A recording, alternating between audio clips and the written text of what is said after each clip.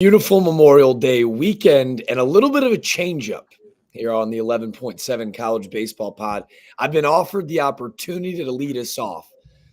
Tempers maybe not as cool and calm and collected as usual, as we are all just sitting back reacting to the NCAA committee's, I guess, decision-making process that is questionable to say the least. Jack Longshaw, Dimitri the Riz God, and the Needle, Mr. Ben Upton. We join you on this beautiful Monday afternoon.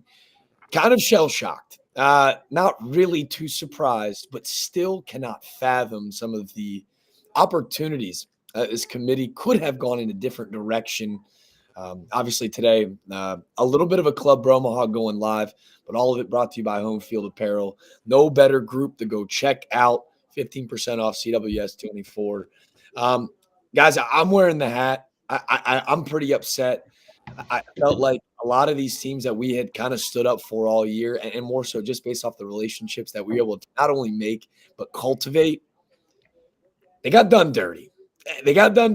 And I say shell-shocked, but we kind of knew going into it based off of who just sits in these damn committees that we were probably in trouble. But, man, the floor is yours, boys. Benjamin, you go first. Oh, man. All right, look, guys, I'm pretty pissed right now, to be honest. Like, this is another year, another time where we have non-impartial committee members. And look, I know these committee members get chosen the year before, but it just happened to break where 5 of the committee chairs, 4 of them were on the bubble, and the other one was a regional host bubble.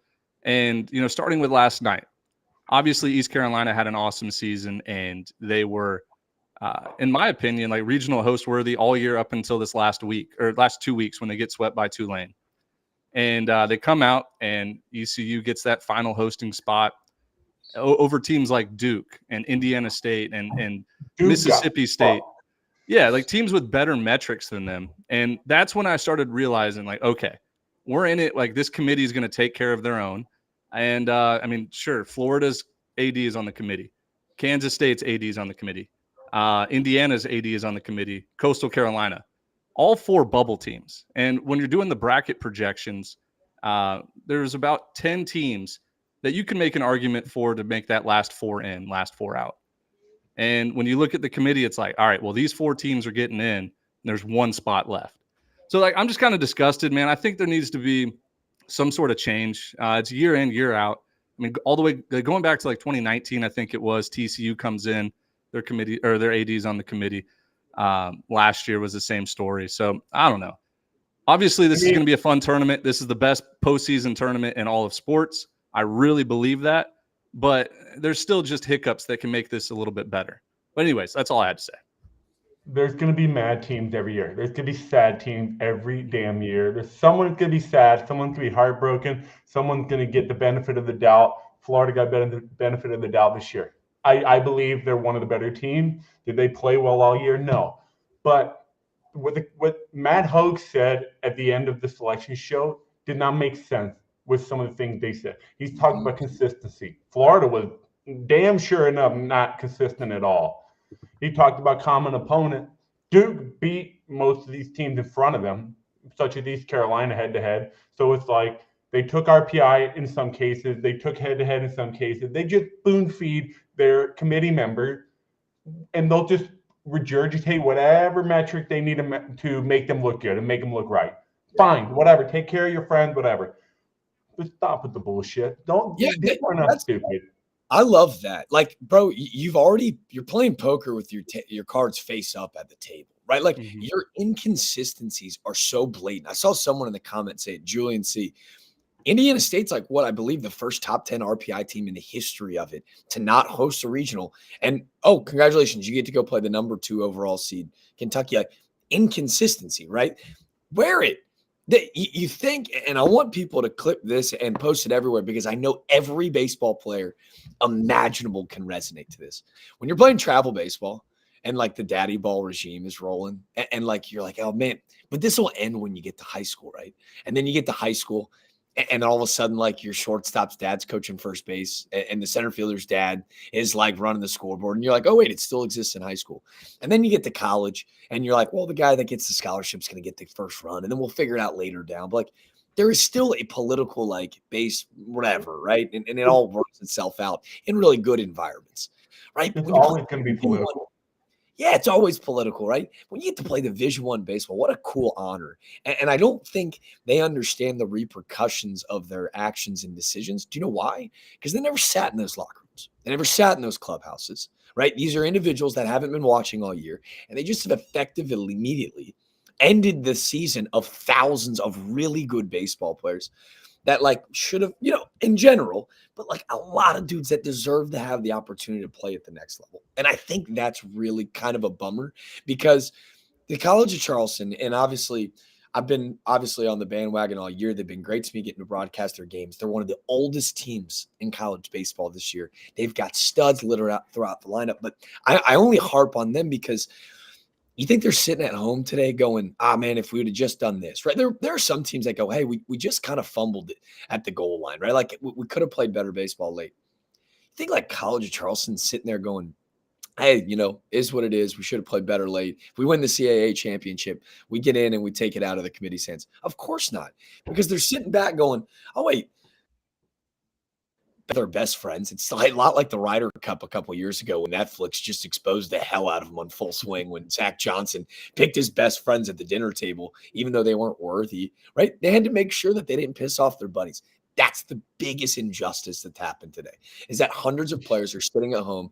Their careers are now over. They're going to have to go find jobs. And they know that the only reason that they're not playing on national television this week is because good old buddies had to continue to make sure that they're okay. But hold on. I'm going to try and play devil's advocate here, be it unbiased. I wanted Charleston in. I think they should have got in. The CAA, the Coastal Athletic regular season champion, is a really good baseball team. Like that's just flat point. That's step one. And then right. Charleston's non-conference strength of schedule is 177. That hurts them. Their strength of schedule is 112. That hurts them.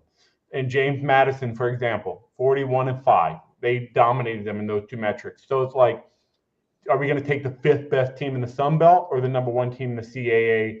I mean, the difference in quad one wins is like 2 or 3. I don't remember. So it's like, well, like the thing is, obviously, like strength of schedule is one thing, right? Like you make your schedule years in advance and like it happens to turn out to be bad. So like College of Charleston had that downside, the strength of schedule. But I'll tell you what they had in the upside. They won the CAA regular season. They beat UNC Wilmington 2 out of 3. And we're talking about the CAA as like up until last week as a 3 or maybe 4 bid league. Preseason, we're like, this is a 4 bid league. This is a really damn good league. And no, hold on. But like College of Charleston goes, I think 21-5 or something in conference. They make the conference tournament championship.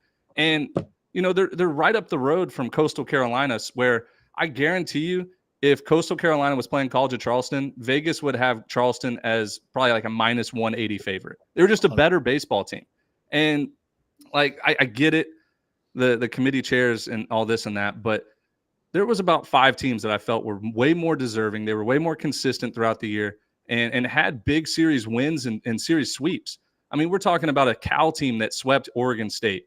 They're out just because their RPI was 63. They went like 19-11 in the Pac-12. Lamar, I mean, I know Lamar's RPI dropped significantly the last month of the season when they were just strictly playing conference games. Their conference isn't any good, but they won the regular season. They swept Oklahoma, which nobody did in the regular season. And then, like, I don't know, there was about 5 or 6 other teams that I personally felt could win a regional that didn't even make it into a regional. So it is what it is. But anyways, College of Charleston got screwed. Yeah, I hear you out. And I think there's this idea too, where it's like, we're just so like, they're so bought into recency bias. And then they just look at these numbers instead of actually diving in. Like, yeah, you want to talk about strength of schedule? How about a Nebraska team that gets into the tournament that went to the College of Charleston and wildly bolstered their RPI by going and playing the Cougs, right? So you take that into account. You also forget that one of those games was rained out. So if CFC can win one of those, great. CFC had a game rained out against Duke a couple weeks back. That helps their RPI. Like, there are all these things that go into it that they never take into consideration, right? Because they're just like doing a job. I would be willing to bet that committee looks just like a country club where like they're sitting around drinking a couple beers and like it's just plastered up on the wall where like they're just looking at numbers, right? And then they're sure they take care of their own.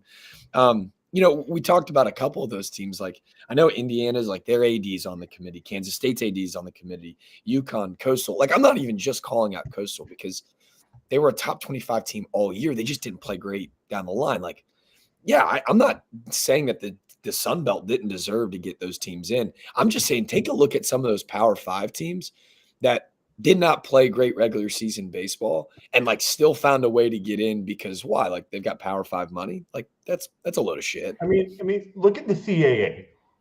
Campbell every year would run in the Big South, no problem. They could have half their lineup on. They would still sweep these teams in the Big South every year. They joined the CAA, which was, by the way, a really good conference a year ago.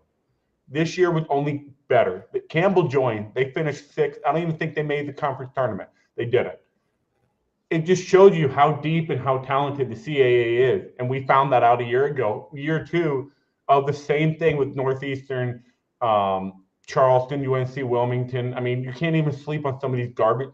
Sorry, I don't want to say garbage. Delaware, Hartford. Some of these teams were giving everybody a hard time week in and week out. And so to be the conference champion of that in the regular season, it takes a lot of work. It takes a lot to win that conference. And so that's my biggest issue with Campbell. I mean, Charleston, and seeing a Big Ten team with a 50s RPI get in is pretty crazy to me.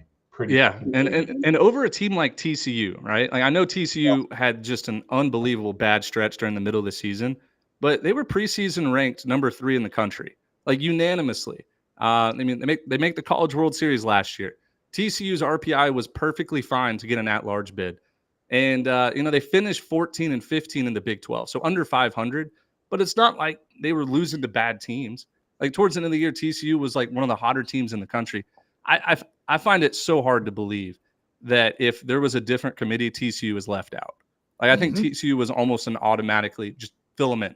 So sucks for TCU, sucks for Troy, who beat Indiana 2 out of 3 in a non-conference weekend. Indiana gets in, Troy out. That's what pisses me off. Matt Hogue says, "Oh, common opponents, blah blah blah blah blah." It's for when it's convenient. That's when they want to use these things, when it's convenient. Otherwise, they just pick, hey, we got everybody in. All right, let's figure out the last couple teams. Let's see who we go with here. That's the thing that pisses me off. Don't say these things, which is fine. If that's how you do it across the board, great. But if you only just cherry pick these things, get the fuck out of here.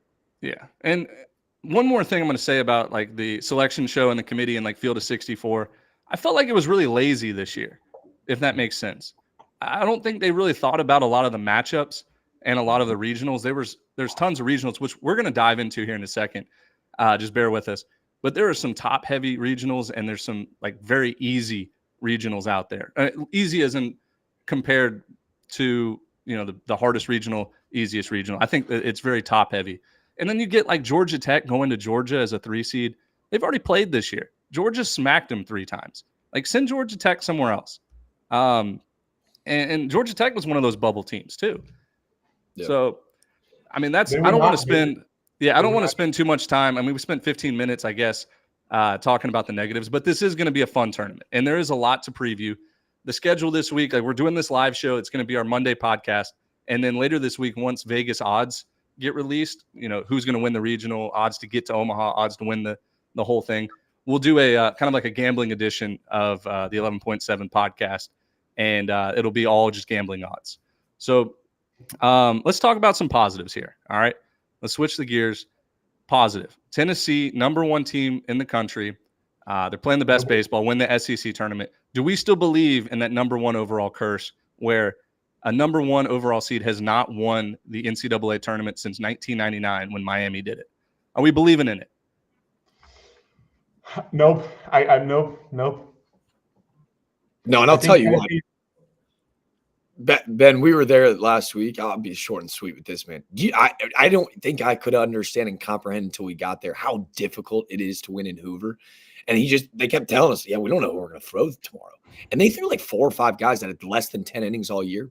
And it was like guys that were 98 to 99 with like 90 mile per hour sliders. Like they're so deep. Their depth has depth. They're going to be fine.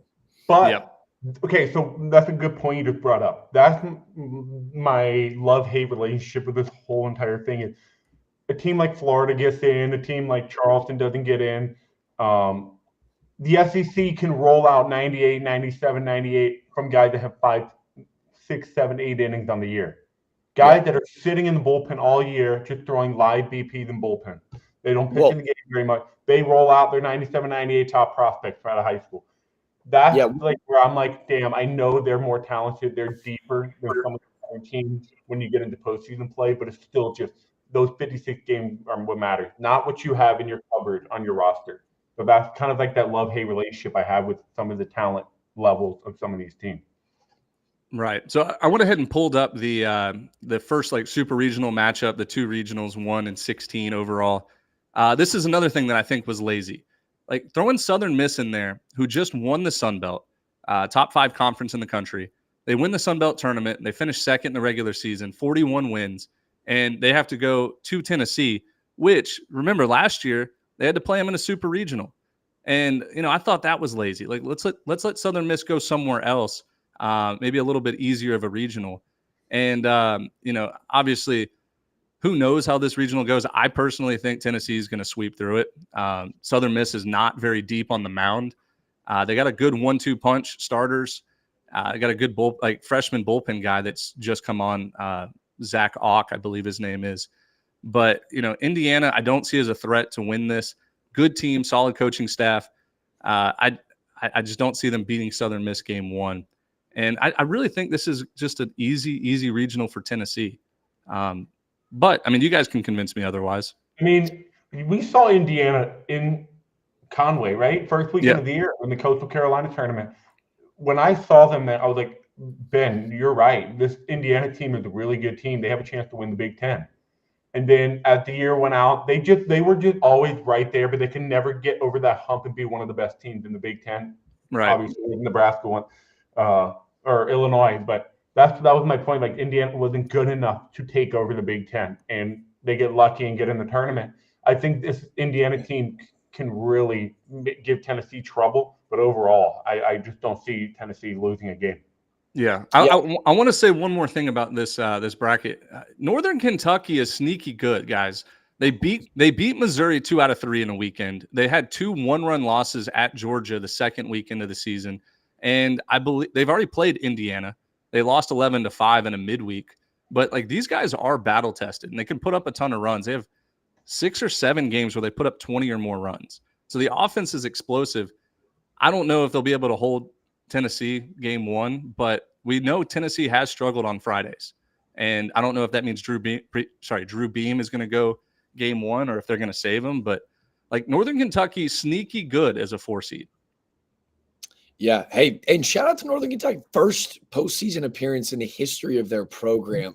Hey, obviously a tough match, but what a cool opportunity of in that locker room. You get to go play the number 1 team in the country, go play Coach Patel. That'll be really awesome. The 2 things that stand out to me in this one, right?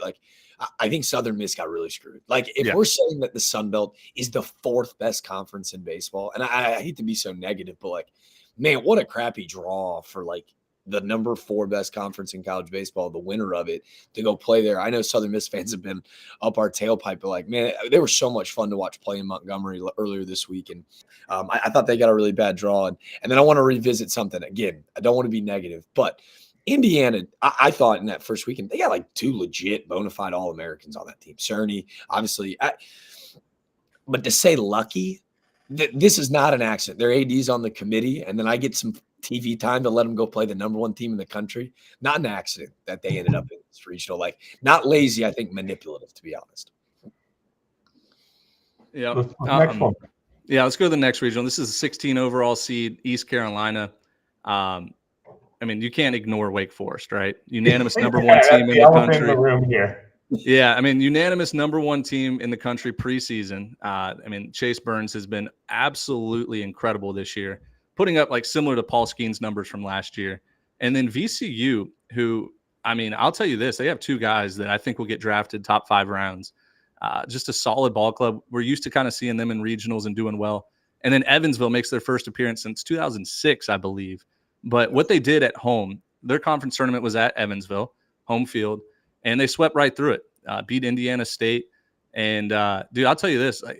There's something about a 4 seed out of the Missouri Valley that always excites me because that conference is deep. It's pretty loaded, not super talented, but deep. And when you catch a team playing good baseball at the right time, usually those teams make a run. If I'm East Carolina, I'd be a little worried about Evansville, to be honest, like very offensive club. And, Trey Savage, All-American pitcher for East Carolina, had a collapsed lung I saw last week, and he's recovering from that. Look, initial thoughts here, I'll do more research, but Wake Forest seems like the favorite, and I think that's what Vegas is going to do. Vegas will make them like a minus 200 favorite. And if that happens, like let's look ahead a little bit further. Chase Burns against Tennessee in a super regional, going back to Knoxville. That is that fires me up. It gets my insides all tingly and warm. But yeah, hey, I'm sorry. This might be the Greenville regional, but this is the Wake Forest regional. And quote me, bookmark it, screen cap, hold the receipt. Wake Forest is running through this regional. And I wouldn't be surprised if Evansville wins game 1. I mean, I'm just telling you, like, I just had this feeling that this isn't the East Carolina Bivy team that I remember from years past. Tulane, I mean, Wichita State battled with East Carolina all week, and they almost at times looked like the better team. Looked a little bit deeper, just looked like the better team. East Carolina lost Cliff Godwin. He's not there game 1 of the regional. I don't know if the appeal, how that's going, but yeah, Cliff Godwin will not be in the dugout against Evansville. So that's something to keep an eye out for. But Wake Forest for sure in this regional. Yeah, it feels like there's to lose, which I think puts maybe a lot of pressure on them. I'm not taking away. I think the jungle's so good for college baseball. But you're right. The jungle's about to see 3 borderline top 10 picks for Wake Forest. Nick Kurt's about to cost $1,000 in lost baseballs alone. Yeah, that tiny ballpark. Nick Kurtz is he's going to put him over the stadium easily. I also want to be very clear. Like, you got to be careful. There's little top spin home runs that he hits at 115 miles per hour with that short fence in right field. Those fans, I know they're going to be drinking. They got to be careful this weekend, dude. Got to be careful. One thing I want to ask: if you're Wake Forest here, do you use Chase Burns? Do you use Chase Burns game 1 against VCU? So I guess they got the extra game in the AAC tournament, so he is good to go. Good to know. Thank you, Caleb. Did you guys hear my question about if you're Wake Forest, do you throw Chase Burns game 1 against VCU? But I'll be honest, like this feels like the typical setup where you save him game 2 against an East Carolina team. Just my opinion. Yeah, and throw Hartle game 1 against VCU. Do you remember what we were saying about Hartle 2 months ago? He lost. Yeah, he lost command, and his fastball was not sinking as much as it was. I'm not worried about Hartle. What he did last year was crazy. I'm a fan of saving your arm, but I'm also a huge fan of not doing it. It can backfire so bad. But if you're Wake Forest and you're confident in Hartle, you should be. Say Burns for game 2, but yeah. All right, let's move on here. Jack, go ahead and introduce the Norman, Oklahoma region. Yeah, Massey. Yeah. Michael Massey's been banged up. That shoulder hasn't allowed him to come back. He won't start. They thought he was going to be able to come out of the pen during the ACC tournament. He did not, so he'll be scratched in that regional, probably. Easy to assume. Let's head west. The Big 12 champions, the Oklahoma Sooners. A weird regional, right? Like OU as the 1 seed, Duke the 2, Yukon the 3, and then our darlings from just a year ago, the Oral Roberts. We're not going to make the joke. Here's the deal. Again, I hate to be so negative, and again, I'm so happy that I don't have to make these decisions. But the Big 12 champs get to host the ACC champs. The ACC champs got to go halfway across the country, and I'm going to say it right. Like, hey, Yukon, we're making an effort to consciously push Northeastern baseball. Great, let's put a little ID on them. But what stood out to me during the selection show, and boys, I know we all kind of had the same reaction. If people are watching live, did Duke celebrate? Did they cheer when they showed him on the selection show? Nah, I don't think so. Coach Pollard's got a really blue-collar group with a ton of older veterans, and they didn't flinch. They were furious. And they're about to play with a lot of that steam and anger. And you feel for OU too, right? Like getting a really good 2 seed to come out to your ballpark. So it's not an indictment on them. This is just more of a I'm still shell-shocked that Duke didn't get to host. I understand the regionality aspect of it, of state already deserving to host for sure. Chapel Hill deserving to host for sure. ECU gets the host that everyone was questionable about. Like, it shouldn't remove the fact that Duke's resume this year, winning the ACC championship, proved they should have hosted. And seeing the fire in the boys during the selection show had me ready to run through a wall. Yeah, look, this is unfair to both Oklahoma and Duke, right? Like, Oklahoma runs away with the Big 12 this year. They win it by 3.5 games. They make it to the Big 12 championship, and they lose a heartbreaker to Oklahoma State. This is a team that, other than that Lamar series, I don't think they've lost a series in months. And Duke, on the other hand, playing their best baseball at the right time. Coach Pollard always has the boys ready in the postseason. We saw him advance out of that Coastal Regional last year. And, you know, Oklahoma and Duke are going to be looking at each other like, dude, how did we get you? Like, they're both pissed about this draw. Like, come on. Like, we should be playing, you know, in a different – it should both be hosting regionals. But don't sleep on Yukon. Look, Yukon, I know they're a Northeast team. They do a good job of scheduling non-conference. And, like, they feel like somebody that's lurking in the water. We saw them in a super regional 2 years ago at Stanford. And, like, they're just a really good club that challenges themselves early. And they played really well in the Big East, which is an underrated conference. So, look, I'm not saying Yukon's going to win this regional. I just wouldn't be surprised if they snuck a win or two and ended up in the regional finals. Duke may overlook Yukon game one. I don't know if Santucci's fully healthy, and I doubt he goes game one. I think Yukon's a little bit dangerous, just enough, just frisky enough. Hey, I think here's something that nobody's talking about. College of Charleston could have easily been in this scenario right here and replaced Yukon, but Yukon got the benefit of the doubt with strength of schedule, et cetera, et cetera. But with all that being said, this is not a very good Oral Roberts team. This is an Oral Roberts team that did not play well this year. They're not very good, but you know how it is when you get to conference tournament. They're just the better team than what they have to face in the Summitt. So Oklahoma, they got their asses kicked by Oklahoma State all year. I think they went like they lost 5 out of 6 against Oklahoma State all year, something like that. Duke, by far, I think Duke is the best team in this regional, and I would be really surprised if Duke didn't win this regional. Yeah. One more thing I want to touch on. Like, no offense to Oral Roberts. Look, I know they made it to Omaha last year. They were a really good team. But to give the Summitt League an automatic bid was a joke this year. There was 5 teams that were eligible for the postseason. It was like North Dakota State, South Dakota State, Oral Roberts, Omaha, and somebody else. And like, St. Thomas won the league. They're just ineligible for the postseason. So these teams knew they had a 20% chance to advance to a regional. I don't know. I think that it's horseshit. That conference is just, it's not good. And in the same breath, and I do not want to sound like a broken record, but Dimitri, you brought up a great point. Like, hey, is Yukon like College Charleston? Would that have been the team to go? Like, if you remember, like, Northeastern beat Yukon 18-3. They hit 7 home runs in that game. We haven't even mentioned Northeastern. Like, I'm just such a pro CAA guy that the fact that they only got one team in. Randy Hood wins a CAA championship yesterday at UNC Wilmington. They're loaded. And the first thing he said was, this is a multiple bid league. I hope we see 3 in this year. So it's like, we haven't even talked about Northeastern. And again, that's nothing to take away from Yukon. It's just like a team like Northeastern went on the road to Arizona, went on the road to Georgia Tech, went on the road to Kansas State, went and challenged these conference, and now obviously turned teams and beat them. I think it just shows how CFC was. Side note, what's the joke? Oh, the Oral Roberts. Oral Roberts. Yeah. Oral? Something about Oral? Yeah, go Bobs. Go Bobs. We pulled a lot of shirts. Hey, one more thing I want to do here. So not to like brag about myself or anything like that, but like obviously getting information. I posted a field of 64, and I got 63 out of 64 teams. I put Cal in over Yukon because Cal swept Yukon this year, and Yukon gets in over Cal, which nobody's talking about. But Matt Hogue said common opponents, head-to-head record, common opponent, my fucking ass. Yeah. So like that was the most confusing thing to me, right? Like, how does Yukon get in over Cal, who Cal swept Yukon? That was the only team I didn't have in. I flipped them. But anyways, let's move on to the Florida State Regional. Tallahassee, always good environment there. really cool that they rebuilt that outfield fence within a week after that tornado hit.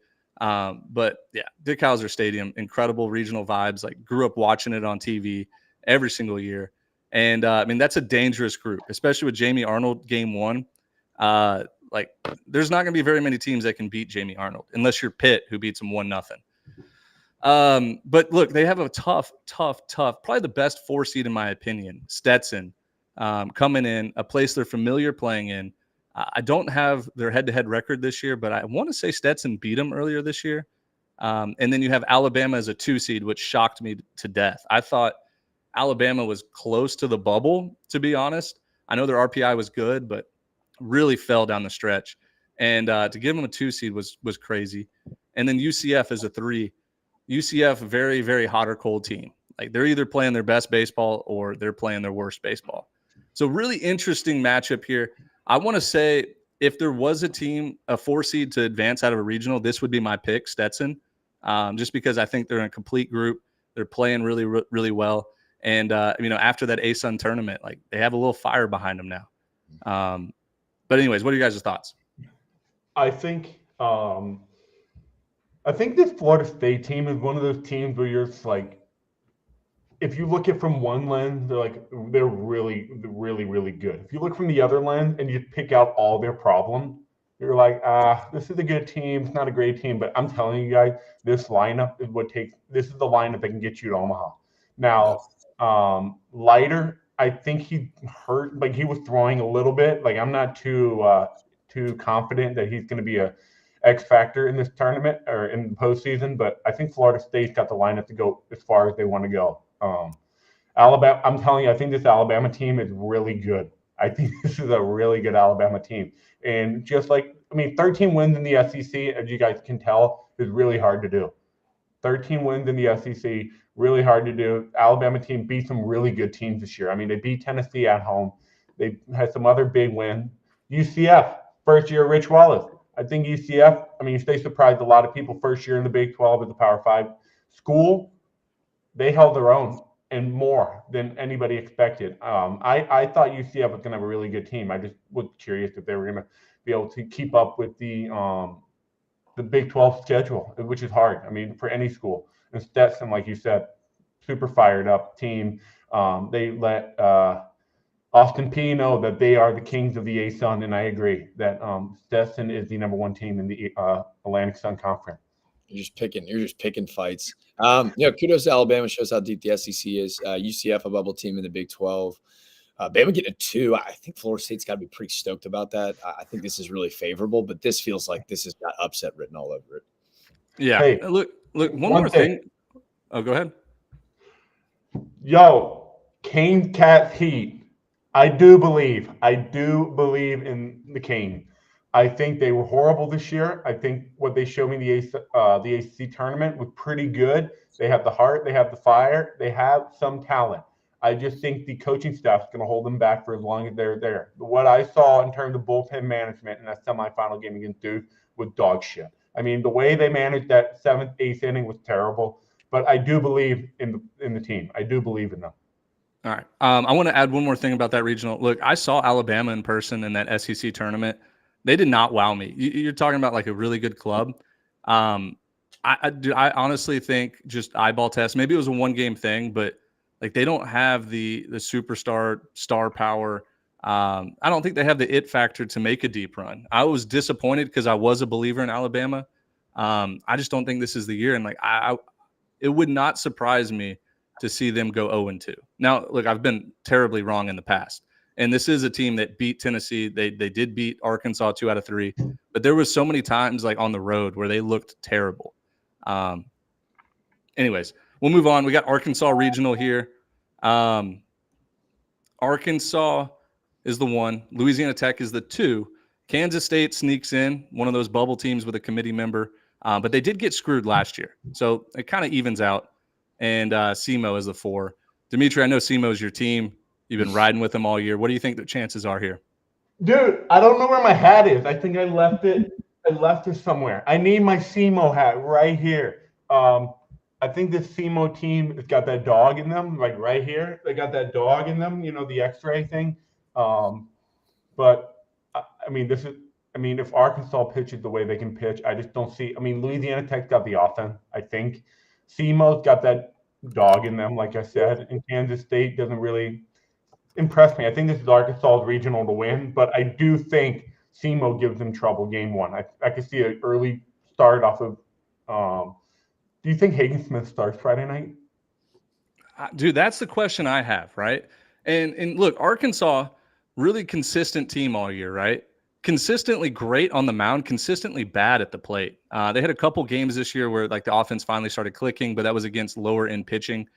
Look, this regional, if you're an Arkansas fan, you love it, right? On paper, you get Louisiana Tech team, which is really good, but they don't have that, stud ace. Ethan Bates is a two-way guy, closer and DH, I believe, 15 homers, 15 saves this year. But like this is not the same Louisiana Tech team from 2021. Really, really good. I just don't think they can win this regional. And then Kansas State, although they do have two All-Americans in Culpepper and Neighbors, like other than those two guys, like they've had spurts this season where like they lose games, you're just like scratching your head. Like, how did they lose this series? Or like, how did they lose this? Look, I think Arkansas, if they just play normal baseball, I think they win this regional. I don't think anybody's going to beat them. But they do have the question, like, do we throw Hagen Smith game one against SEMO or do we risk it? That's up to you guys. I have no clue.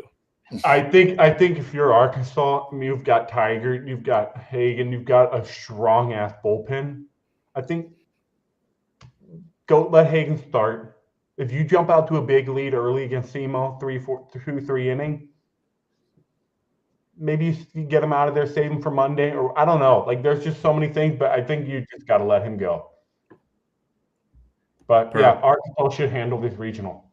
I think we have a guest here. Yeah, we do. Big guest. Surprise guest. So, Yeah. So let's take this screen share off and let's let him in here. Ladies and gentlemen, gotten a little quiet in the last 5 or 10 minutes or so. I was working on something, ready to go to battle, ready to go to war for college baseball fans. Let me introduce you to the man, the myth himself, Coach Holbrook. An odd day. I'll let you kind of take the floor, sir. I appreciate you asking me to come on. Obviously, it's a very disheartening feeling. I feel like I'm in the middle of a bad dream. I feel like I'm being punked. Like I just told our local media, our kids didn't fall short. They deserve to be in. I'll stick with my quote. I feel like the only metric we fell short in is we didn't have a voice in the room. Yep. And because what we did between the white lines, we deserve to be playing. We deserve to keep playing. It's a total joke. You're talking to a coach that's been fired for going 13-17. I understand what a mediocre regular season is. And I guess we're in the point in time of NCAA baseball where mediocre regular seasons are being rewarded, not just for teams in our league, though. Yeah, Coach, I really appreciate you coming on. And listen, like, you're not going to find bigger fans of College of Charleston than especially Jack and myself, who have seen you play in person this year many times. Look, I have a theory in my head. I talked to a CAA coach probably back in February or maybe March. And he thought that I won't say his name, but he thought that the CAA was going to get the short side of the stick because of games not being available other than Flow Sports. And I'm not saying that had anything to do with it, but it was a little bit tougher to watch the CAA, and it costs more money. Do you think the committee members took that into consideration? Maybe they didn't see you guys play and whoop your conference this year from top to bottom. And you might not want to answer that question, but I'm going to defend our league. Our league deserves more than one bid. 100%. 100%. Here's, our tournament champion is a 2 seed, but the team that performed the best over 2.5 months, that's ignored. Somebody explain it to me. Like, we went 21-5 in our league, and are we supposedly left out for 2 days or going 2-2 in the conference tournament? We won 41 out of our 55 games. We won the regular season in a top 10 RPI league. You can't be on camera and say, hey, we value what you did in conference. They didn't value what we did in conference. You can say, well, strength of schedule is an issue. Listen, we try to play everybody. What would our strength of schedule be if the Duke game hadn't got rained out or one of the Nebraska games hadn't got rained out? I mean, we try to play everybody that we can try to play. I mean, at the end of the day, I mean, have some I can't speak for this, but getting back to your question, maybe I would probably be a safe bet to say that not one member of the committee saw our team play all year. Not Right. once. And and they're judging our team's success on a math equation, and not watching what happens between the white lines. But when I say math equation, I'll say this: our metrics are better than at-large teams that got in. Yeah. And certainly better. It goes back to this, and I hate to say it, but if I get reprimanded for falling on a sword for my players, so be it. We didn't have a voice in the room. Yep. Our kids deserved someone in that room to fight for us. We didn't have it, and it's a shame. It's a shame. Yeah, no, and I don't think that is falling on the sword, Coach. Like I just think that's the honest to God truth, right? Like you mentioned mediocrity. To me, to play one game over 500 baseball, I understand that the strength of schedule is off the charts for Florida. To me, it's mind-boggling. I got a stat pulled up. The power ratings of the last 4 teams that got in: Coastal 14, Indiana 8.6, JMU 6.1, UCF 9.1. Now power ratings of the first 4 out. Cal was a 7.6. Cincinnati was a 5.6. TCU was a 5.8. Your team was a 19.98, right? So if you want to play the analytics in the metric game, I guess my big point is if you were to play poker, right, and I'm going to play with the cards up on the table, you're lying to yourself, you're lying to everybody, that you're making sure that you're taking care of your people in that good old boy network in that room with you. I completely understand, but don't play the metric game. So the only thing that I guess I would ask you, right, is this idea for the CAA. I've said all year that I thought it was a 3-bid league.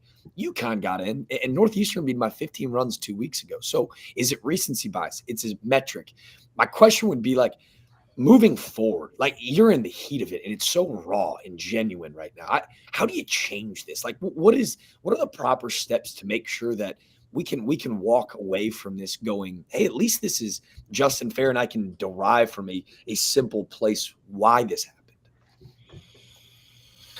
Well, I got to be careful probably with what I want to say. Excellent question. Yeah. That being said, I'm 53 years old, and if I've ever had a time to voice not be politically correct, today's the day, right? Obviously, to me, we're not in, and I think, and it brings up a point that there's something wrong with the process. I'm not saying the committee intentionally left us out, Right. but the process that the committee went through is flawed. Who represents each?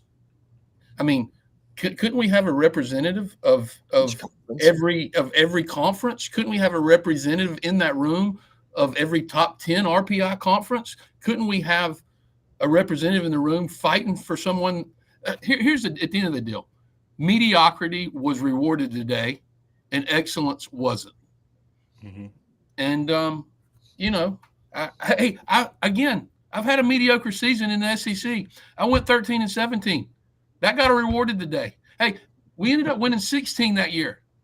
We made it to the semis of 16 games, and I still got fired. So it's personal for me. I'm sorry to get on this rant. It is personal, but our kids deserve to be playing, and someone in a room that hadn't seen our kids play all year and didn't know how good they were and the type of season they put together, we were snubbed. 28-5, our last 33. Really? And we're not playing? And we won the regular season in a top 10 RPI league? I mean, listen, I mean, you can finish 7th in other mid-major leagues and get in. Come on, man. Come on. Mediocrity was rewarded, and an excellent season was ignored. Yeah, and you can't ignore the fact that you guys went on the road to Wilmington in a battle for first place in the CAA. I renewed my Flow Sports subscription then and watched, and it was, in my opinion, you guys were not only a great team, like an Omaha caliber team, between the depth and the pitching that you guys had, the offense that you guys possess, and like how you have multiple ways to beat teams, not just with the long ball, but hit and run, stealing bags. You guys were an exciting team that we started out the show with this. Like, it was an embarrassment that you guys, College of Charleston specifically, was left off for teams like a Coastal Carolina, like a Florida, and teams that didn't do it all year long like you guys did. I mean, just to point out how tough the CAA is, a year ago, it was talked about the up-and-coming, one of the strongest conferences. Campbell ran the Big South for the last decade. No problem. Half their lineup thought they can still win this conference. They joined the CAA this year. They can't even make the conference tournament. Mm-hmm. And that, I think, for me, that shows you how tough this conference is. The Delaware and the Hartfords, they're not just cakewalks every weekend. This is a tough conference with a very high-level top of the conference with Wilmington, Northeastern, Charleston, and even the Elons and the William & Mary. They're going to roll out good arms every weekend. And we established this a year ago that this was a tough conference. No matter who wins this conference should be a postseason team, bearing some crazy other scenario, and it just really pisses me off. Let me pose this at you. I'll ask you guys a question since y'all have asked me a few. If the CAA doesn't have a conference tournament, do we get 3 teams in? Yeah. I would make that argument. If we play 30 regular season games. Hey, keep in mind on this now, which people are ignoring. We went 21-5 in the league in an unbalanced, because we played 27 league games. 15 of our games were on the road. Mm-hmm. It was already stacked against us. The second place team had 15 at home. We still won the league. Mm-hmm. That is crazy. 15 of 26 out on the road, right? So I thought we were done the RPI reward though. Road. No. Doesn't RPI factor in like some strength of schedule stuff as well? Isn't RPI the right? It's whatever convenient for them at the time. That's all it is. It's whatever they can. The last 20 at-large teams, you can poke a hole in some metric, mm-hmm. but if that metric is part of your agenda to get that team in, it's ignored. If that metric is, hey, we can get this team out and slide our team in, then hey, we can use this against Charleston. We can use this. It's a bunch of crap, but they don't use it against the team that they want in. I'm sorry. I'm sorry to get on a. Players deserve it, man. Our players deserve to keep playing. We were robbed. I brought this up, Coach. Obviously, it's personal for you. I made the comment too, and tweeted it out, and I didn't want it to be so blanket, but you took away and you effectively immediately ended the careers of so many. You've got a ton of veterans and older guys in that clubhouse, which I think is like a darn shame about this thing, because I really think in this tournament this year, there's so much parity across the country that this is an old man game, and you've got a really veteran group. Man, I don't want to do it yet, and I don't even know if you've addressed them yet. But what was your kind of message to them? And I got to imagine that there were some really awesome vocal leaders in that clubhouse, whether it was a Kevin Madden or a Trotter Harlan who's been around the game for a long time in your program. Were they able to kind of put their arms around each other today? It was one of the hardest. Talks I've ever had to have with my team.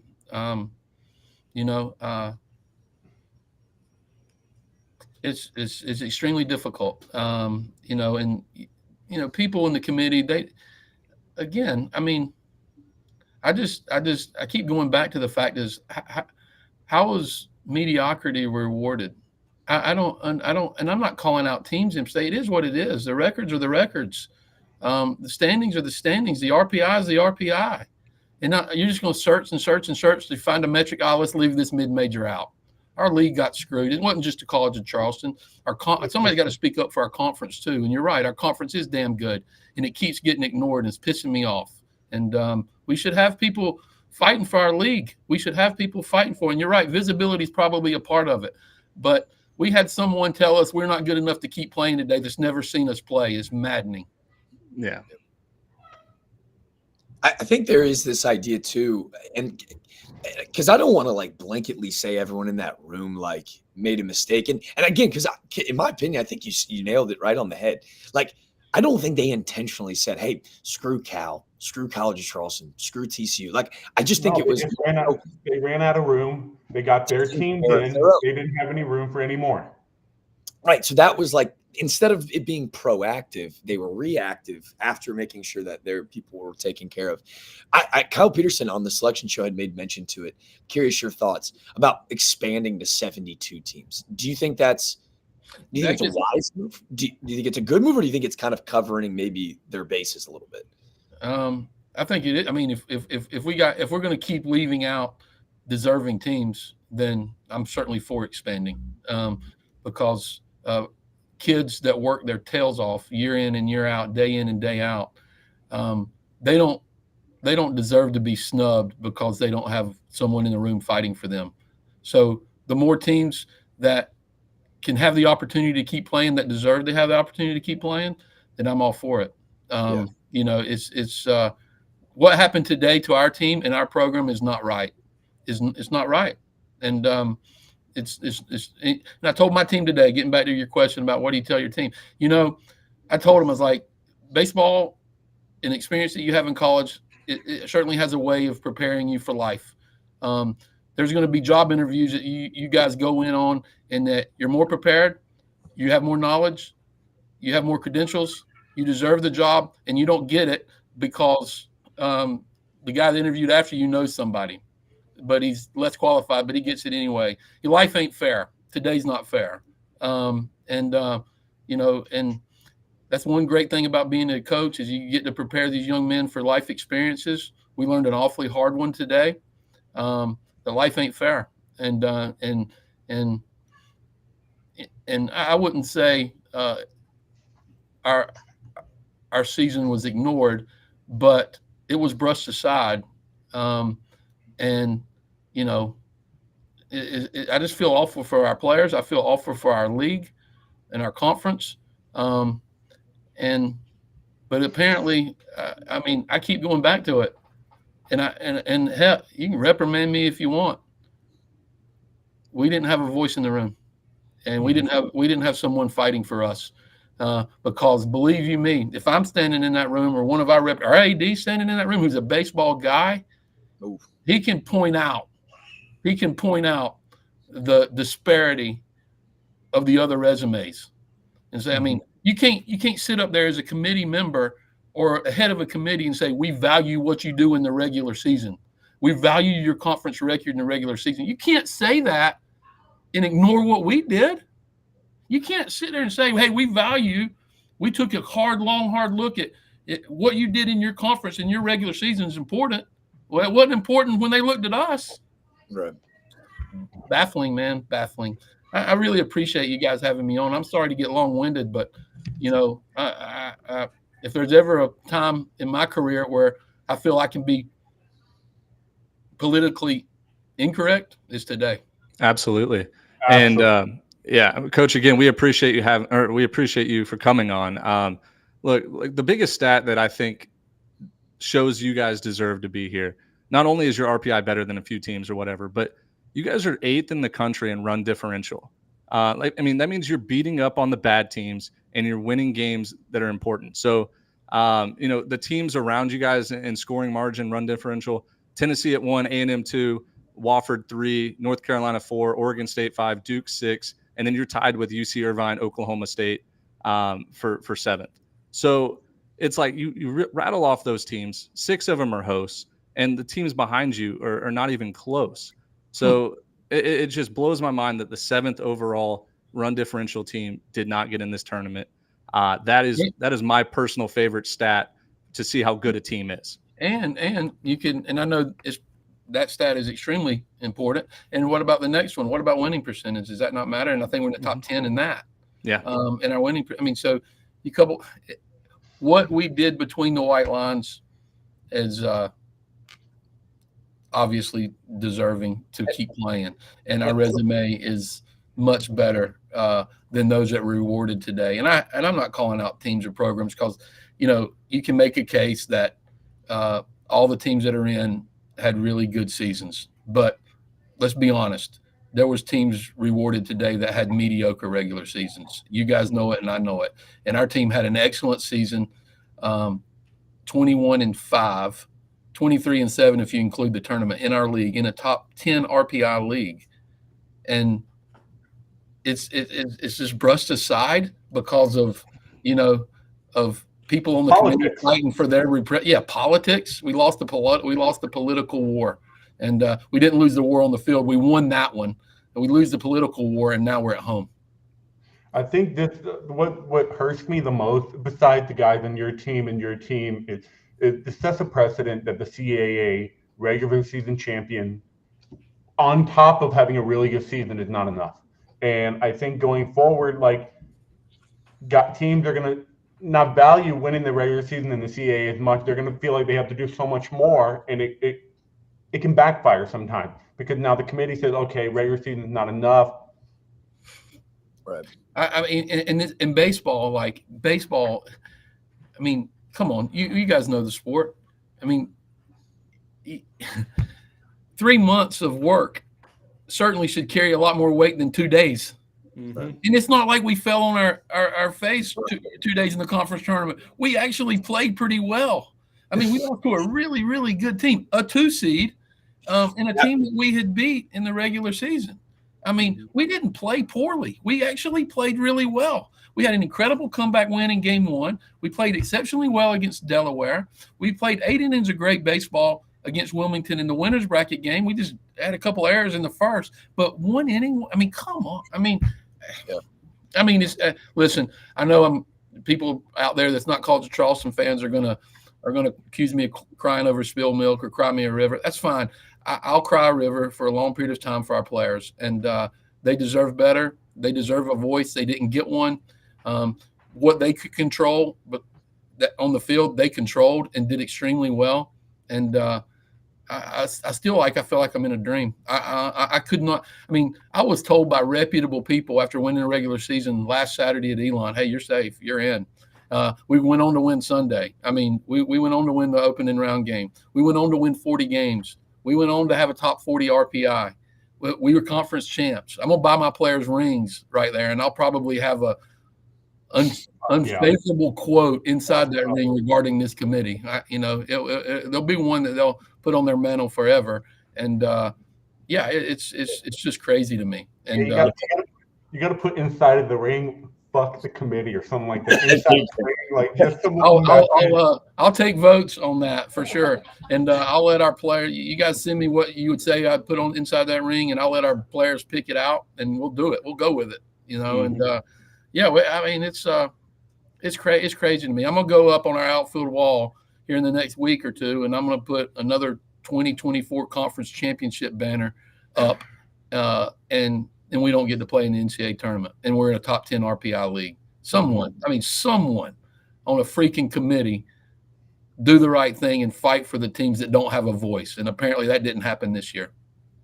Yeah, it's a joke, Coach. It really is. It honestly doesn't feel like real life, but again, we appreciate you coming on. Well, I'm blessed that you guys asked me to come on. Our players had a great year. Me and my coaches were extremely, extremely lucky to be around this group every year. They taught us a lot more than we probably could teach them. I'm an awfully lucky guy I got the best job in America. I had a Power 5 coach last year at an SEC school come in and spend a couple of days with me and said, "Hey, I'll trade jobs with you in a heartbeat." And I'm awfully blessed to be here. I coach in a great city and for a great university, a great athletic director, a great president, and they let me be me. And I asked the AD today. I was like, "Hey, do you want me to temper any of this?" He goes, "You be you." And I'm grateful to work for people that let me be me, because what happened today is a disservice to our players, and hopefully some things will be corrected in the future, so something like this doesn't happen to a group of players again in the future. And Coach, just final thoughts before we let you go, because I know you're a busy man. They're littered throughout comments with the thousands of people that are in this right now, that are not only like encouraging it, but I know you said you're complaining all those this relates. This is resonating towards all those around the country. People in the West Coast that might not know your program, this is relatable, right? Because it immediately impacts and sets a precedent moving forward. So I just wanted to let you know that it's heard, right? Even for those that don't know your program, I think that this was really important to get out because it's being heard and it's understood, and that you're not alone in this, and that there's a lot of people that are really just as curious, and we're really kind of excited to let you kind of, I guess, preach from the mountaintops and make a stake, you know? I mean, and I'll leave with this, and I'm not going to, I was asking a little bit, and this is a delicate question, you know, because it is what it is. But, you know, this game is about the players. It always has been, and it always will be. And you know, I mean, it seems like, you know, some teams got in this year when it might have been about the coach. And, and you know, hey, I'm not saying Coastal Carolina didn't deserve to be in. They're in, and they have one of the best programs in the country. And no one loves and respects Gary Gilmore more than me. But some of my players aren't going to have the opportunity to play again. Just like Coach isn't going to be able to coach again. You know, he's retiring. But what do I say to my players that are graduating and moving on when they had an opportunity to have an experience of a lifetime and they deserved it and they didn't get it? I'm just, and I'm not saying we deserve to be in over Coastal. I'm just saying, again, Coastal deserved to be in. We didn't have a voice in the room. They did. Yeah. No, I think that's, you hit the nail on the head in the idea that for me, like, I defer to Dimitri and Ben about a lot of this stuff, is this idea of, how many times does this go down? Like, where you keep mentioning top 10 RPI conference, like, let's throw RPI out the window. The winner conference champion got a 2 seed, not a 3 seed, not a 4 seed, a 2 seed. And then the rest of the conference was neglected. So I think that, to me, that's why I think everyone in these comments right now are like feeling the fire, because they're loving this. They might not know your program, but they're loving this because they see maybe malfeasance, and they see maybe, well, where's the math add up, right? So I just think that there are a lot of questions to be asked. And I know they asked it, you know, during the selection show. So Kyle Peterson, Mike Rooney did a great job of kind of being like, well, what's happening? Hey, where are the differences? To your point, explain to me. To your point, explain to me how our league gets a 2 seed, but the team over the course of the regular season that finished ahead of them is not even in the field. Explain it to me. Explain it. There's no explanation. There's none. And you know, there's you know, and for somebody to say, well, there's strength of schedule, give me a freaking break, man. Give me a freaking break. We try to, I mean, what would our strength of schedule be if the Duke game hadn't got rained out, or if the 4th Nebraska game hadn't got rained out? What would be our strength of schedule then? That's out of our control. Yeah. I mean, it's what we can control outside of winning the conference tournament. I'm a big boy. We didn't win the conference tournament. But what we can control over the course of our entire regular season, we controlled, and we should be rewarded for it, and we weren't. And I appreciate you giving me a voice or a platform to defend our team and our program. I'm grateful for that. I'm happy for all y'all do for our sport and college baseball. It's such a great product. The NCAA tournament is an incredible event. And I'm just sick to my stomach that our players don't get to experience it. I told them this morning, I'm an old head. I mean, I've gotten to experience it. Hell, I've been to Omaha 6 times. I've been on the bottom of a couple dog piles, you know, that won a national championship. You can say all you want. He don't know he's a mid-major. No, I know what the popcorn in Omaha smells like. And so you can't. I have a little bit of I don't know. I got a little skin in the game in regards to the history of college baseball, and what happened to our team today is not fair and not right, not unfortunate. And I appreciate you giving me a platform to say that and defend our team and our program. And I appreciate all you're doing for our sport. It's such a great product, and I hope we can use this year to get a little bit of the selection process maybe shored up a little bit, so this doesn't happen to a team in the future. So I'm very appreciative and grateful for you. We appreciate you coming on, Coach, and we're here for anything and everything to make the sport better, year in and year out. All right. Thank you. Thanks, guys. Appreciate it. Coach. Wow. Well, Dude, I know what the popcorn in Omaha smells like. I'm not crying. You are. That was good. That was good.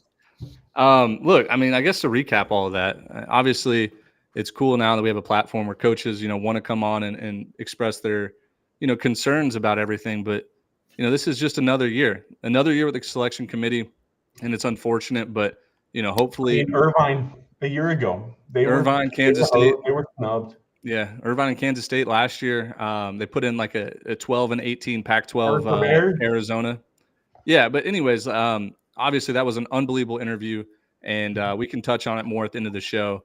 But really appreciative for Coach to come on. We have a good bit of this bracket left to go through. So let me go ahead and share my screen, and we'll get back to I believe we left off right after that Arkansas regional. Yep. So we're in the Charlottesville regional, Virginia hosting Mississippi State, the 2 seed. That was another team that felt like they did enough to host a regional, winning 17 regular season SEC games.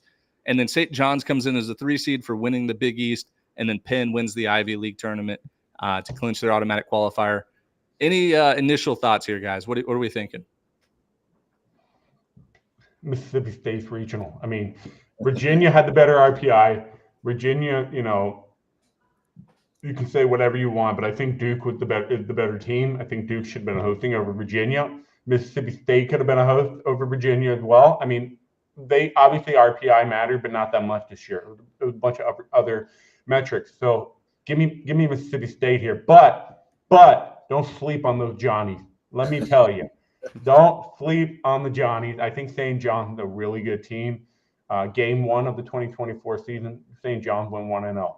So take what you want from that. Yeah, this will be a really cool series, right? I think Charlottesville, we joked about it all year. Like, they've just become a walking super regional team, right? So it's like you take a Mississippi State team where Ben and I, like, I truthfully, I said all year, I did not know a lot about this team. Like, I really just didn't. I made a lot of ill-advised, like, I don't really know anything. But, man, they were electric. They threw it really well this week. It's hard to count out Virginia, especially at home. It feels like State's to win just because, man, they were really good last week in Hoover. I got a hot take, though, boys.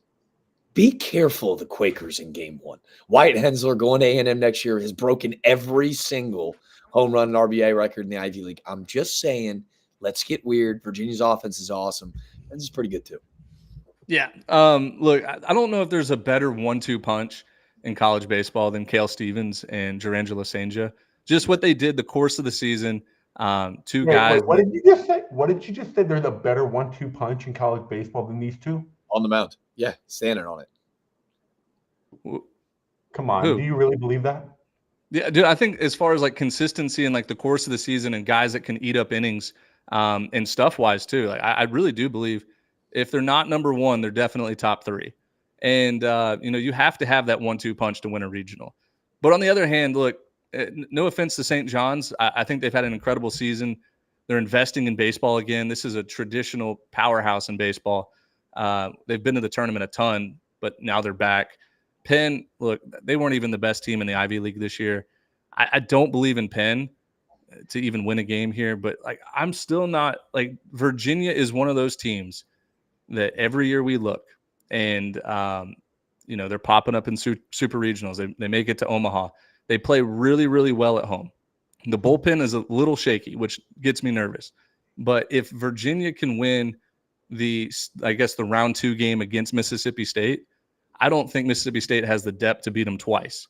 So I think the winner of that game 2, assuming both Mississippi State and Virginia win, will win this regional. Neither team is like deep on the mound, but they both have Virginia's offense is explosive. They hit the shit out of the ball at home. I don't know, man. I just don't think St. John's or Penn are a threat to win this, is what I'm getting to. I'm not saying they're a threat. I'm just saying don't sleep on them. Keep one eye open. When your head hit the pillow, keep one eye open for the Johnnies. Mm-hmm. All right, moving on here. We got Tucson Regional. Arizona hosting Dallas Baptist, West Virginia, and Grand Canyon. Thoughts, boys? Here we go. This is going to be exhilarating. Like, this is going to be so much fun. Like, to me, this might be the most exciting one. Thought Arizona win the Pac-12, last ever Pac-12 tournament. Like, they really did earn the right to host. And, man, we talked about how much fun this West Virginia story, Weatherholt coming back, Randy Mazies last year. Grand Canyon, I think, might have a top 3 Ben Upton favorite player of the season. Like, I'm not sure in your rankings. But DBU is a 2 seed. Like, hey, you said like the path is going to be clear. Could they host? Maybe not. We're a mid-major guy pod. Like, DBU feels like they could be primed to shake up some feathers in this regional. Yeah, no doubt. And look, like one thing people they might not know, because Arizona plays out in the West Coast, Pac-12, like the games start a lot later. Sometimes they're hard to watch. You have to have like the Pac-12 network. But Arizona, one of the best 3-man rotations in the country, like a solidified 3-man rotation. That those guys have been out there starting almost every single game. Look, and you get West Virginia as a 3 seed, right? A team that was at the top of the Big 12 standings for most of the year, even when Weatherholt was hurt. And now you get, a solidified top 5 pick and Weatherholt coming back, who's been hitting the lights out of the baseball, in a very fun ballpark to hit in. Ball flies there in Arizona. But like, let's not sleep on Dallas Baptist or Grand Canyon. Like, Dallas Baptist had just as good of an argument to host, if not a better argument to host, than East Carolina. And Grand Canyon, they get in through like a miracle. They win the regular season, right? And they get bounced in the conference tournament. But Tarleton State wins the tournament, and since they're postseason ineligible, the WAC gives the bid to the regular season winner. And like, this is a Grand Canyon team that's familiar with the postseason. They had a first-round pick last year. Zach York is one of my favorite players, as Jack alluded to. The kid absolutely rakes. 6 foot, 300 pounds, lefty, just mashes. Look, I think this is probably either my favorite or second favorite regional to watch. And like, the best part, guys, is this will be that 10 p.m. Eastern time game. Like, the game will start at 10 p.m. So it'll be Arizona after dark. One of the 3 regionals we have West Coast, which is always a lot of fun. I don't know if I'm ready to pick a winner here. I can make a case for West Virginia. I can make a case for Dallas Baptist, but Arizona, what they've done the second half of the season can't go unnoticed, especially winning that Pac-12 tournament. I mean, first things first, Grand Canyon, Arizona is going to be sold out. That's going to be a very, very fun 10 p.m. kickoff on Friday night, a regional. Who is playing for videos? Oh, yo, that's me. That's an Adam Warren Nolan, my bad. Anyway, I think, Grand Canyon, Arizona is going to be super fun to watch. I think the West Virginia post-J.J. Weatherholt injury is a very good team. I think this West Virginia team with Weatherholt all year healthy could have been fighting for the Big 12 title. Dallas Baptist is personally my pick to win this regional. I think the team is starting to get better again. They went through the rough patch. We call it hot, cold, hot. This is Dallas Baptist hot period. They went through a cold period. I'm talking Antarctica cold. So I like Dallas Baptist here, but you can't sleep on Arizona. I mean, regular season and tournament champion, it's hard to do. It's really hard to do in a conference like this. Yeah, look, let's talk about that. Arizona. Do you guys like what the committee did, ignoring the RPI and like a lot of metrics and just saying, look, they won the 3rd best conference or 4th best conference, regular season and tournament. Let's give them. I personally liked it. I was fighting for Arizona to get a regional host. I don't hate it, but what I do hate about this, and I don't want to keep beating beating the bush or whatever. Grand Canyon is in this tournament because the conference tournament became voided with Tarleton winning it. Charleston, if that conference tournament was voided, they would be in the tournament. So it's just kind of like a tough pill to swallow here. Just one team got in, they got lucky that another team won. So it just kind of goes back to the whole conference tournament thing. Arizona, on the other hand, is hosting because they won their tournament. Right. I don't know. It's a weird dynamic, man. A lot of inconsistencies, but dude, I'll tell you this: the next regional that we're going to talk about, the Chapel Hill Regional, North Carolina is hosting, and I think they get kind of screwed here, similar to like what Southern Miss kind of got screwed. LSU as a 2 seed is playing some of the best baseball in the country right now, and it is a team full of star power. And it's a team that's like, they won it all last year, right? So LSU is a 2 seed in the number 4 overall regional. We have a sibling in the house. We have a sibling crazy. in the house. No, that's Jack's dad. That's Papa Bear. What's up? What's up, Papa Bear? But yeah, I guess to go back to my point, this reminds me a lot of last year when Clemson was the number 4 overall seed and they get Tennessee as a 2 seed. And, that regional, especially game 4, was unbelievable. I think Tennessee hits a go-ahead homer in the 9th, down by 2 or 3 runs. It maybe a grand slam if I'm not mistaken. But anyways, my point is, like, North Carolina's got to be pissed that they get LSU. And at the same time, LSU's kind of got to be pissed. Like, we got to go to the ACC regular season champs, whatever.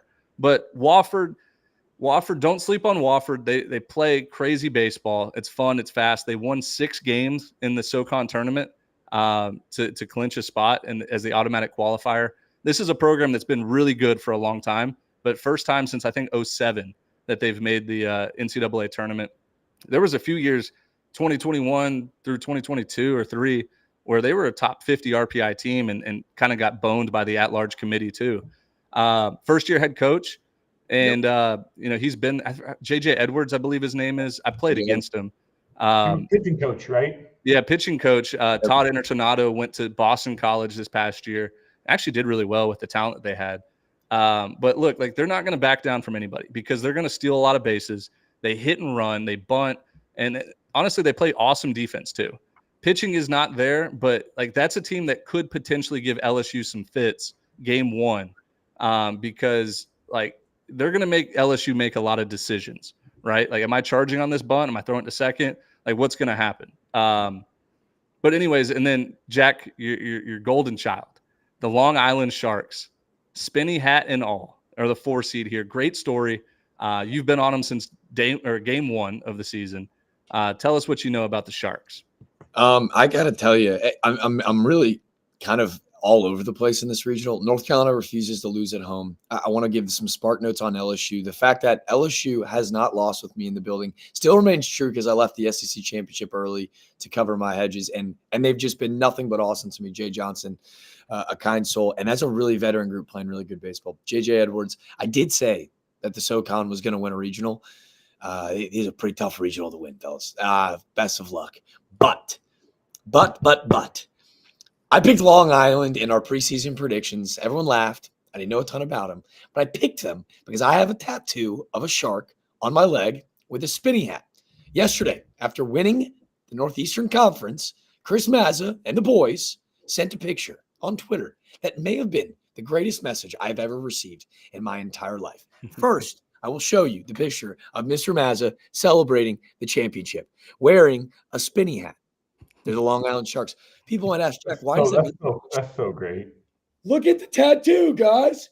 He's got a spinny hat right there. Right there. It was always Long Island. LSU, the reigning champs. North Carolina can't beat at home. Jack said the SoCon's going to win it. No, sir. Long Island to Omaha. Book it. Mazza and the fellas. I got to see the spinny hat in person. I think I'm making a trip to the Triangle this weekend, gentlemen. Buddy, the last time you got this amped up, the Georgetown Hoyas got bounced from the Big East tournament. So don't take much for it. I don't know. The last time I got this fired up was when LSU just refused to lose when I was in the building, and Coach Vitello looked in my direction. That was good. That was good, Jack. Love the energy. Love the spinny hat too. What are the odds you show up to Chapel Hill in a spinny hat this weekend? I don't know where they found one, but if they've got one in their dugout, if they've got a second Long Island, give me a shout. I would love to wear one in attendance. I'm fully all in on the Sharks. Like, it's going to be the battle of the baby Carolina Blues on Friday night. Long Island and their beautiful Carolina Blue versus North Carolina and their Carolina Blue. I just don't see a fathomable way that Long Island doesn't go in and pretty much beat the brakes off the Tar Heels. Honest to God. Are you going to guarantee that? Would you guarantee that if Long Island beats North Carolina, you'll pee on air? Pee your pants right here. 100%. All right, yeah. Book it. Book it. Lock it in. The guarantee has been placed. When they win, I will do. Yeah, just out of excitement. I'll be like a puppy that, like, basically you're rooting to piss your pants. You are rooting to piss your pants. Yeah. I'm just for the boys, Dimitri. I'm just for the boys. Or I might, you know what I'll do? When they win, I'll add on to the tattoo. How about that? Make it a little bit better. I'll put a Long Island jersey on him. Here, you got to add this quote. Just keep swimming. Now we're talking. Guaranteed. All right, boys, we got halfway through the bracket here. Let's start at the bottom. Texas A&M, 3 overall seed. They are hosting the Louisiana Raging Cajuns, who won the Sun Belt regular season, the Texas Longhorns, and Grambling State. Listen, if I'm a Grambling State player, I am so pumped to play in this regional. Not only do Texas and Texas A&M have a huge rivalry, but the Raging Cajun fans, they come out, they support, and they drink a ton of beer. And look, guys, I'll be honest. Like, I can see a scenario where either A&M, Louisiana, or Texas comes out of this regional. All for different reasons, of course. Like, A&M has the star power. You know, they got Jace Lavalette, Braden Montgomery, Gavin Grahovic. I'm going to say Graham Grahovic. Gavin Grahovic. Like 3 first-round draft picks when it's time. And possibly like the best reliever in the nation. Like a little Kevin Kopps with Aschenbach. I forget his last name. Aschenbach. I can't pronounce it. But anyways, my initial thoughts here. A&M, home field advantage, ball 5 chance, bubbles going everywhere. You got the first-round draft picks. Like, you have the star power. But, like, this is a no-lose situation for Texas. Like, they come in as a 3 seed who they went 20-10 in the Big 12. Really impressive there during conference play. They did lose, I think, 5 or 6 quad 4 games, which is not good. But look, guys, like, I always like a team that is severely underseeded, like a Texas Longhorns, to make a run when there's no pressure. Now, this could backfire, and I could change my mind by Wednesday. But there's something about this Texas team where, all right, they're in the tournament. They're going to play at College Station. Environment's going to be crazy. And Texas does have some legitimate, like, draft guys, both out of, like, on the mound and at the plate. I'm starting to feel Texas here. But Louisiana, the Raging Cajuns, I've seen in person. It doesn't matter if they're playing the New York Yankees, man. They're going to play their style of baseball. They're going to get in the mud. They're going to grit out. Like, this regional is tough to pick. But shout out to Grambling. Oh, Grambling is getting, when you talk about the experience factor, they're getting 10 out of 10 on the experience scale. They're getting legendary A&M program, legendary Louisiana program, and the legendary Texas program. And then there's Grambling. And they're going to get fans for all 2 games. I mean, I don't see them playing more than 2 games, but they're going to have fans at them. And so that's awesome. And they're all somewhat close. They all will travel. So, but I just don't see, I mean, Texas was my preseason pick to win the Big 12. They had some rough patches, but hey, LeBaron Johnson was good, bad. He was everything this year, but I think he's a really good big game pitcher. And we've seen it from him. So, I mean, I just don't know if Texas has what it takes to beat A&M in the 1-0 game on Saturday night. But I mean, I could also see Louisiana winning that game against Texas. Like, there's so many scenarios here in my head, but I just don't see a confident scenario where A&M doesn't make it out of this regional. You know what? I'd like to say this about Grambling. To me, they won the selection show. Doing it from the bus on the way back, like, that is as pure, like, genuine college baseball as you'll find. So shout out to the boys watching on the bus. That fired me up. The things about A&M that stood up, we didn't get to see a ton of them this week in Hoover Bend, but dude, Lord Tubbington is the world's largest end of it. Like, he is so big, broad, and fast as hell too. I had no idea. He literally looks like Jack Caggs, but put him in center field. Caggs looks like a D end. Lord Tubbington's playing tight end in the NFL tomorrow. So obviously their 1-2-3 punch that you mentioned is going to be so much fun. That stadium is going to be nuts. Section 203, who was in Hoover, loud and proud. Like, hey, Texas A&M fans are pretty dang weird, but man, they're energetic and they don't miss a pitch, and they've got chance for every single possible situation. So obviously, probably going to be the most electric environment, especially with it being the SEC preview. Like, the rivalry's back. And to me, this is like the opportunity for both of these fan bases who absolutely despise each other to remind themselves how much they actually hate each other. So UT and A&M, UT obviously cannot overlook the Raging Cajuns. Kyle DeBarge is a dude that can win a game by himself. And they're a really big physical team too. Ben, when we saw them in Montgomery, I was like, dude, these guys are yoked. So, man, they can make some noise, obviously, but I think everyone's kind of waiting for that Saturday night, A&M, UT, ESPN, national TV. And to me, you like Texas's odds because the big show, Gage Boehm coming out of the pen, like, this is that time of year where you throw relievers 4 days in a row and they become like these school folklore legends. He's gonna be a draft guy no matter what, you kind of alluded to. So, man, there's so many different storylines, but rivalry renewed feels iconic. Yeah, 100%. And I don't want to take away anything from Louisiana. You know, they win the Sun Belt outright by 3 games. Really, really tough conference. And like you mentioned, like Kyle DeBarge, he has single-handedly won games. Look at the Southern Miss series. I think they had their first 8 RBIs of the weekend series. It was nuts. And this could be a potential look-ahead game for the Longhorns. That first game, it's probably going to be in the afternoon game. You know, they know Texas A&M is sitting in the stands or at least watching the game somewhere. The Raging Cajuns, they're the real deal. And, like, they're not some Cinderella 2 seed. Coach Deggs has built this team to win games. There is not, like, you don't have any Lord Tubbingtons in the lineup, no 6'4" freak athletes, but really, really good baseball players.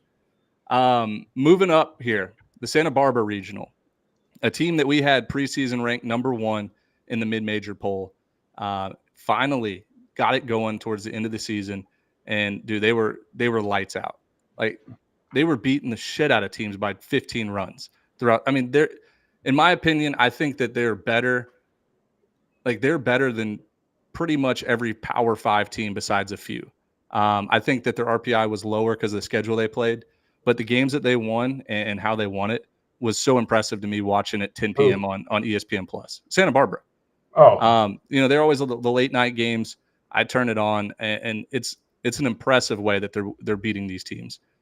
But they get San Diego, who comes in, the Toreros. I believe they're a top 20 RPI team, and another team that it clicked for them halfway through the season, and they started dominating teams. They win the West Coast Conference pretty easily, had a chance to host, but like, those 2 teams there at the top are really impressive. It's crazy that they're in the same regional. I figured they'd probably split them up. But then you get Oregon, who finished 3rd in the Pac-12, and a Fresno State team we had preseason ranked in the mid-major poll. Wow. And then look, Jack Crittenberg did comment here. You see Santa Barbara 24-0 at home. Like, that's something that's impressive. It's hard to do. But my point here, guys, there's no ACC team in here. There's no SEC, no Big 12 team, no Big 10 team. You get one Pac-12 team, a 3rd place team. This is a regional where these guys have hope for Omaha, right? Winning the regional and just winning 2 games in a super. Oregon was close last year getting to Omaha. They ran into that hot Oral Roberts team. I think this one is low-key the most loaded regional because even Fresno State as a 4 is dangerous. I mean, I think Santa Barbara, the way they dominated teams after the first 3-4 weeks of the year, the way they dominated it was impressive. I don't like San Diego being in this regional. I would have hoped San Diego would have went somewhere else, like some SEC, ACC, Pac-12 school, like one of those Power 5 schools, because I think they have the talent and whatever it takes to beat them. And then we could have gotten San Diego and Santa Barbara in a super regional somewhere. But Oregon, don't sleep on Oregon. I think that, this is a 19-win team, I think, in the Pac-12. First place team, Arizona to host. Oregon State to host. Oregon with 19-10 tied with Oregon State for second, 1 game behind Arizona. So it's like, how much worse is this team than Oregon State and Arizona? Can't be much. Yeah. Look, and you see Santa Barbara already beat Oregon 2 out of 3 this year. That's a big statement that they're facing each other again. Like, I hate when the NCAA does that. And San Diego, they're a team that has beaten Arizona 2 out of 3 in a weekend series non-conference. So that's what I'm saying. Like, this bracket, or like at least this portion of the bracket between the Santa Barbara and the College Station regionals, it's going to be tough to get to Omaha. I see 6 Omaha teams right here, potential Omaha teams. I agree, 1,000%. Yeah, I've got one storyline that I wanted to run by y'all too, and I'll go really quick.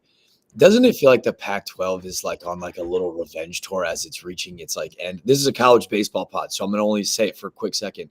Washington getting to the national championship was the NCAA's worst fear during football season. Doesn't it feel that like there's a Pac-12 team kind of waiting in the wings? And maybe it is an Oregon State who we've kind of looked at all year, but like how hilarious would it be if we look down in Omaha and Oregon or Arizona or one of these teams, Oregon State, who's getting boned next year, ends up in that Final Four, kind of. Wait, here's what is so confusing to me. 20-10 in Pac-12 play, Arizona with a 31 RPI hosting. Okay, fine. Oregon State 19-10 in the Pac-12. Hosting, all right. Oregon 19-10 in the Pac-12. They get put in at the 3 seed. Yeah. Where's the fucking sense in that? Like, I don't understand how they're a 3 seed, but the other 2 teams are hosting. Yeah.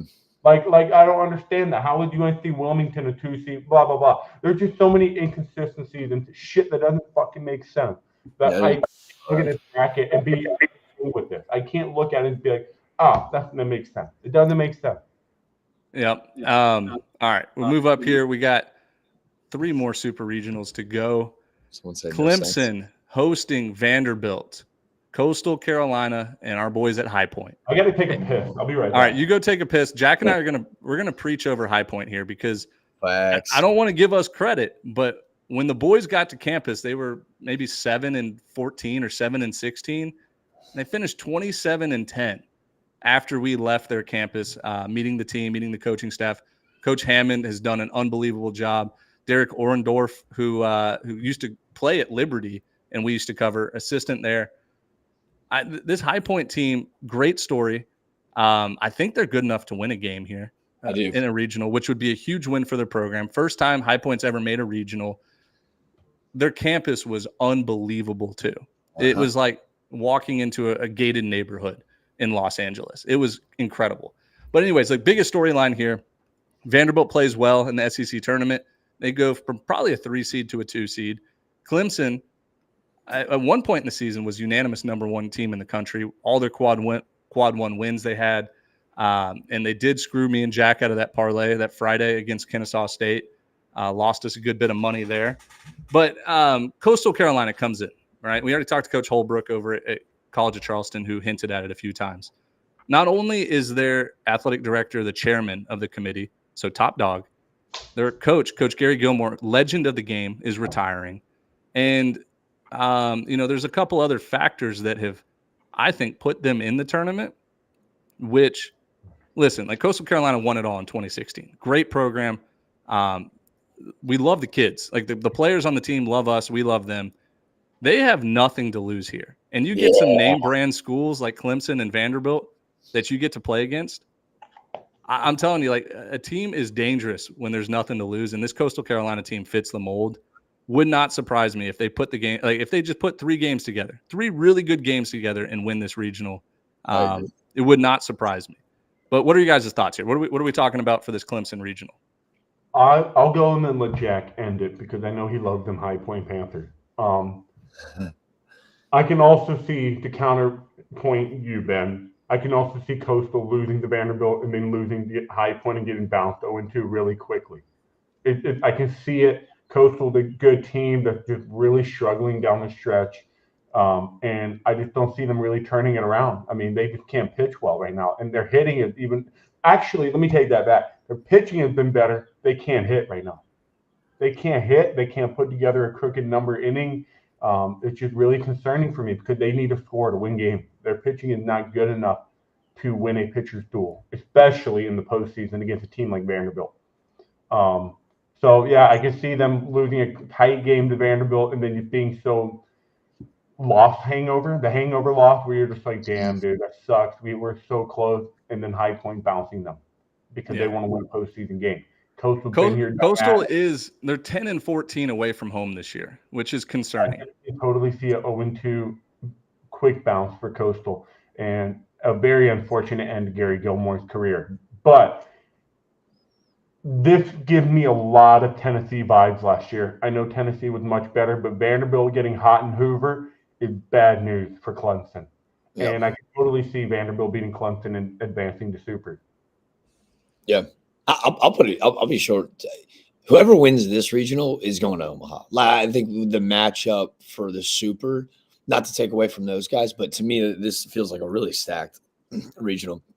Everyone knows how I feel about Clemson. Vanderbilt, Dimitri hit it right on the head. High Point, come on, Coach Hammond. I'm doing an interview with the boys actually later today that will release tomorrow, just kind of documenting what changed for them. Like they got a guy in Peyton Carr's got like 18 homers in like legitimately 22 games. Yeah. Like he hits like a flamingo with the big leg kick. Like a lot of really great storylines, but none better than the house money that Coastal Carolina was rolling into in the upstate. Right? Doesn't it almost feel like everyone's sliding they shouldn't have gotten in, and then they go make a huge run, just like Ole Miss did that one year. And Mississippi State, like, buckle up. Derek Bender is lighting it up at the plate right now. Caden Bodine is bona fide first rounder behind the plate. And they've got some arms that, like, are starting to fill up some innings. Instead of going 4-5, they're going 6-7. It kind of like alleviates a little bit of that pressure in the back end.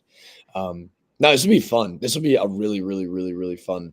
It'll be interesting to see if Vandy throws Cunningham that Friday against Coastal, if they try to save him for Clemson and get frisky. But yeah, to me, the winner of this goes to Omaha. Yeah, I think Clemson might be in trouble here, boys. I think they're in trouble. Yeah. Like I think Clemson offensively is one of the top teams in the country by far. You can just see it by the way they do at bats. Clemson has struggled a few times this year on the mound, like big time struggles. And there has been points in the year where they don't have anybody in the bullpen to get outs. And like, shoot, their starters make it 2 or 3 innings. I'm not saying it's going to happen here. They do have a huge home field advantage. They're going to feel comfortable playing there. But to get Vanderbilt as a 2 seed who's playing really, really good. We saw him play in person in the SEC tournament. Things are clicking. And then a Coastal team with nothing to lose and a storyline and a coach that, like, they've done it before. And then a High Point team that is just excited to be there. Not a far trip for them, and a coaching staff that's going to have them fired up, ready to go. I think Clemson might be in trouble, boys. Hey, let me say this.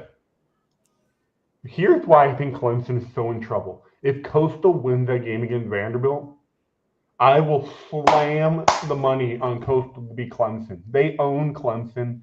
They do. Majority of the time, especially in South Carolina. In Coastal, when give them a little momentum, this team is unbeatable. When they get momentum, and I think beating Vanderbilt will give them that momentum and that confidence and that swag back to say, all right, we're back. All it takes is one game. All it takes is a couple of innings of ball. So if Vandy wins that game against Coastal, I think Coastal kind of just dissipates and falls out and 0-2. But if they win that game against Vanderbilt, I can totally see them smacking Clemson in the face and going to the regional final. So this is why I think Clemson is in serious danger. I would be shocked if anybody bets an under in that regional too. Like the over-unders are going to be 17.5. Yeah, that's a bandbox. But and you got to take the overs too, right? Should we do an internal hypothetical line? Like I don't even know what would be. Hey, I'm going to the casino tomorrow. Start laying my regional bets. 20 plus homers in that regional. Like is that? I don't even know if that's like how many games? 1, 2, 3, 4, 5.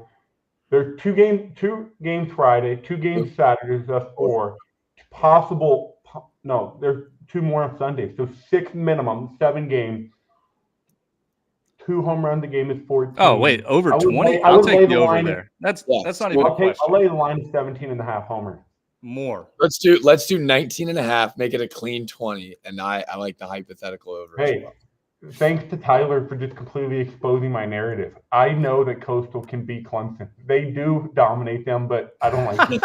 It's status fade. It's not real. It's probably from Wikipedia. Thanks, Tyler. You're a fraud, Dimitri. Making up stats. All right, let's move to this bottom bracket here. Stillwater Regional, always a blast. The ball flies out of there. Interesting here. You get Nebraska coming. I mean, it's probably a far drive, but like in my head, the map pretty close. Like I think Big Red Nation is going to show up. And then you get a Florida team with the best, like one of the best players in the country, probably the best college baseball player of all time when all said and done over what he's done the last 2 seasons, and Jack Caglione. A very, very inconsistent Florida team. Like absolutely blows my mind. that they even got in the tournament, 29-28 on the year. And then Niagara, who, like, guys, I was diving into Niagara. Not a bad resume, especially for a team up there north. They won some games that you're like, okay, they can play a little bit. But here's the storyline, guys. Like, Florida is similar to Coastal Carolina. I can see it now. Like, Florida and Coastal Carolina are going to play in a super regional, and everybody's going to be like, well, the committee got it right, and we're going to look like idiots. That's usually what happens. I like Nebraska a lot, though. I think this team is somebody. I know I was high on them preseason and even like in the early part of the year. I have a tweet out there, I believe, where I said Nebraska is going to Omaha back preseason. This is a team that, like, once it like their switch flipped probably mid-April, and they've been really, really good since. They win the Big Ten tournament. I think they're going to win this regional. I think they have the depth. I think they have just enough, like, I don't know, man. Like, the offense is hit, it's hot or cold. So maybe I can't say the offense. But in this point, I'm going to say their offense is deadly, especially in this ballpark. Give me Nebraska. It's so weird seeing an Oklahoma State regional without Oral Roberts or Dallas Baptist in it. It is so weird to me. And I'm like sitting here like trying to like navigate the dynamics and the chemistry of this regional. Nebraska in the Big Ten championship game got stymied by Penn State starter. He was like 93, 95, really over-the-top guy. They got dominated offensively. I mean, it is one game, but I'm telling you guys, Florida is – people can say all they want about Florida and that shouldn't be in the tournament. Fine. I will listen to those arguments. I'm fine with that. But they are a good baseball team. They've shown it that they're a top 64 team in the country. One of the best players in the country. Great coach. They won 13 games in the SEC. They have a series win over LSU, Georgia, final weekend of the year. Series win over Texas A&M. This is a good baseball team. And I'm telling you, Oklahoma State is red hot. They are scorching hot. You know what's funny? Right, you know what's funny about Oklahoma State? First impression is everything, right? And everything in life. Your first impression is everything. I've been so out on this Oklahoma State team since the fourth week of the season when I saw them lose. Well, listen, they lost 2 out of 3 to Sam Houston. They played somebody in a midweek and got torched. And then they beat a Mercer team that was awful this year by like 1 run twice. They should have lost that series, maybe even got swept. And then like ever since I brought it up on the podcast, they've been absolutely on fire. I mean, they just kill Oklahoma every time they play them. They won almost every single Big 12 series. They're in a regional host. So like I have been more wrong about this Oklahoma State team the whole season. So like why stop now? Oklahoma State's probably going to win this regional. That's why I have to go. No. You're supposed to say they stink. Same thing with South Carolina. You're supposed to say I've been so I turned on South Carolina. I still haven't turned on Oklahoma State. I'd still expect them to be the exact same Oklahoma State team they were the first 3 weeks of the season. And look, Oklahoma State fans are probably pumped that I'm not picking them because I've been off on them all year. I'm just waiting for them to slip up, and they just still haven't.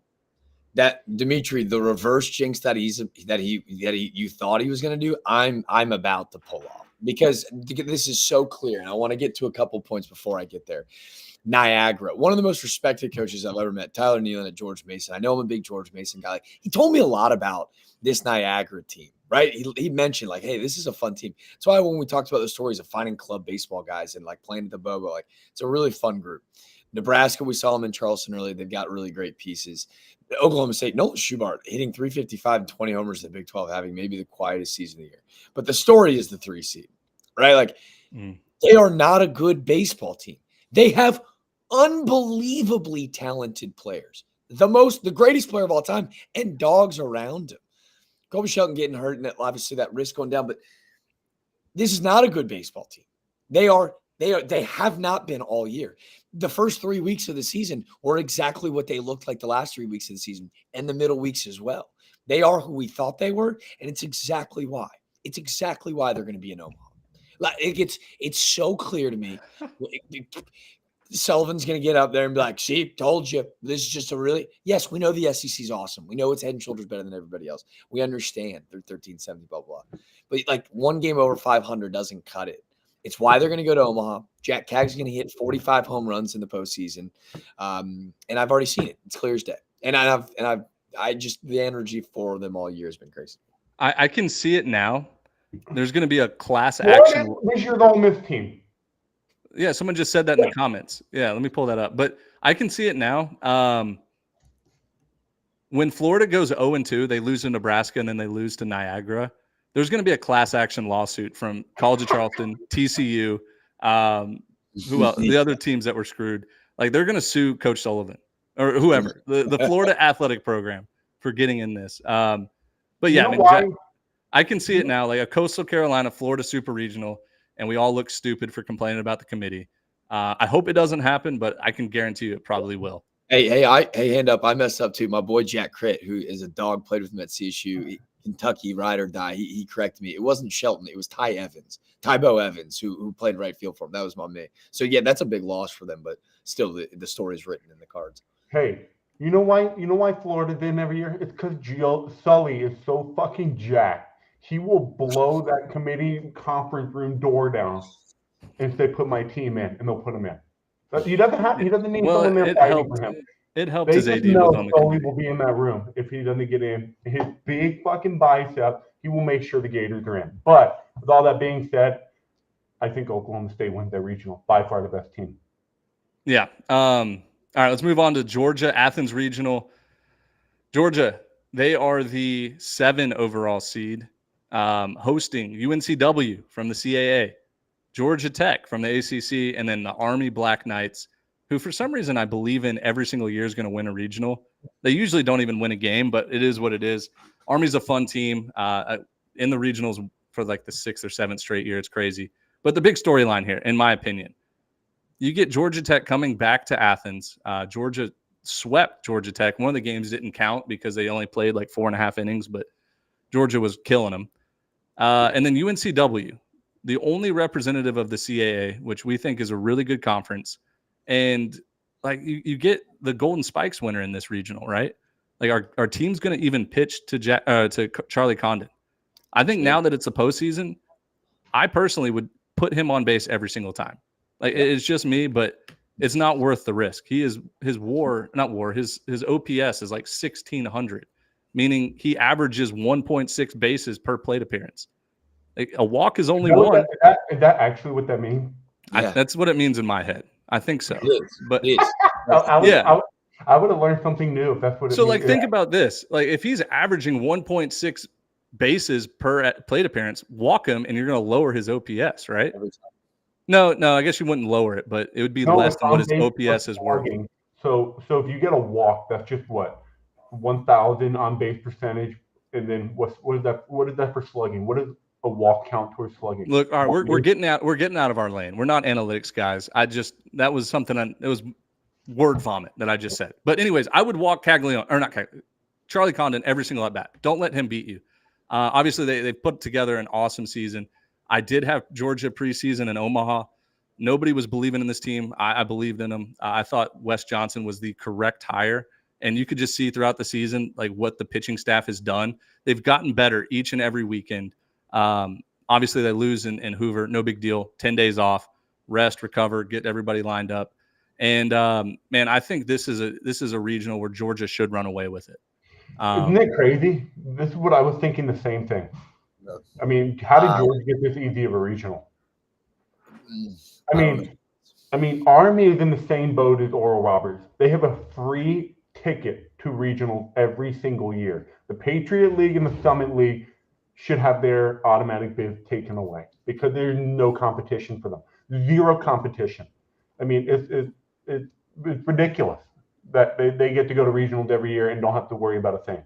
So now, something cool about this regional though is like we do see.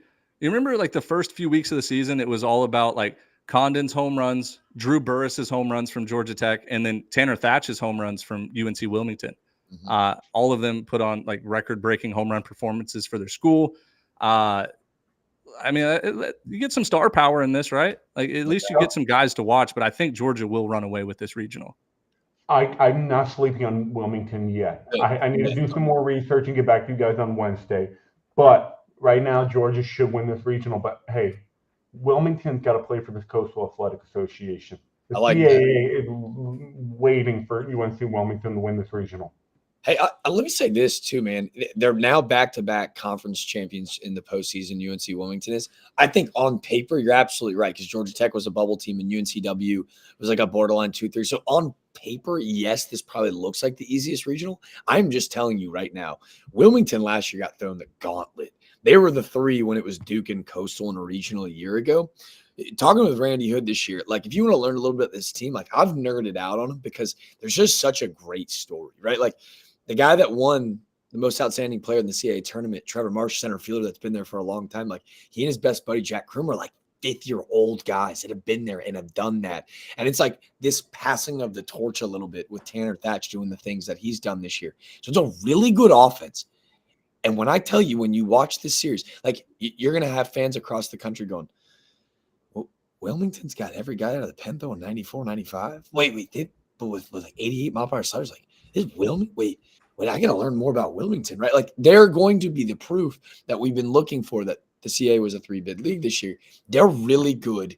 I think they beat Georgia Tech game 1. Like you know how we were waiting for Texas A&M Saturday night. People are waiting for Georgia Tech. Georgia Tech's got Georgia highlighted. They lose game 1 because Wilmington's really good on the mound, and I think it stifles those Tech bats.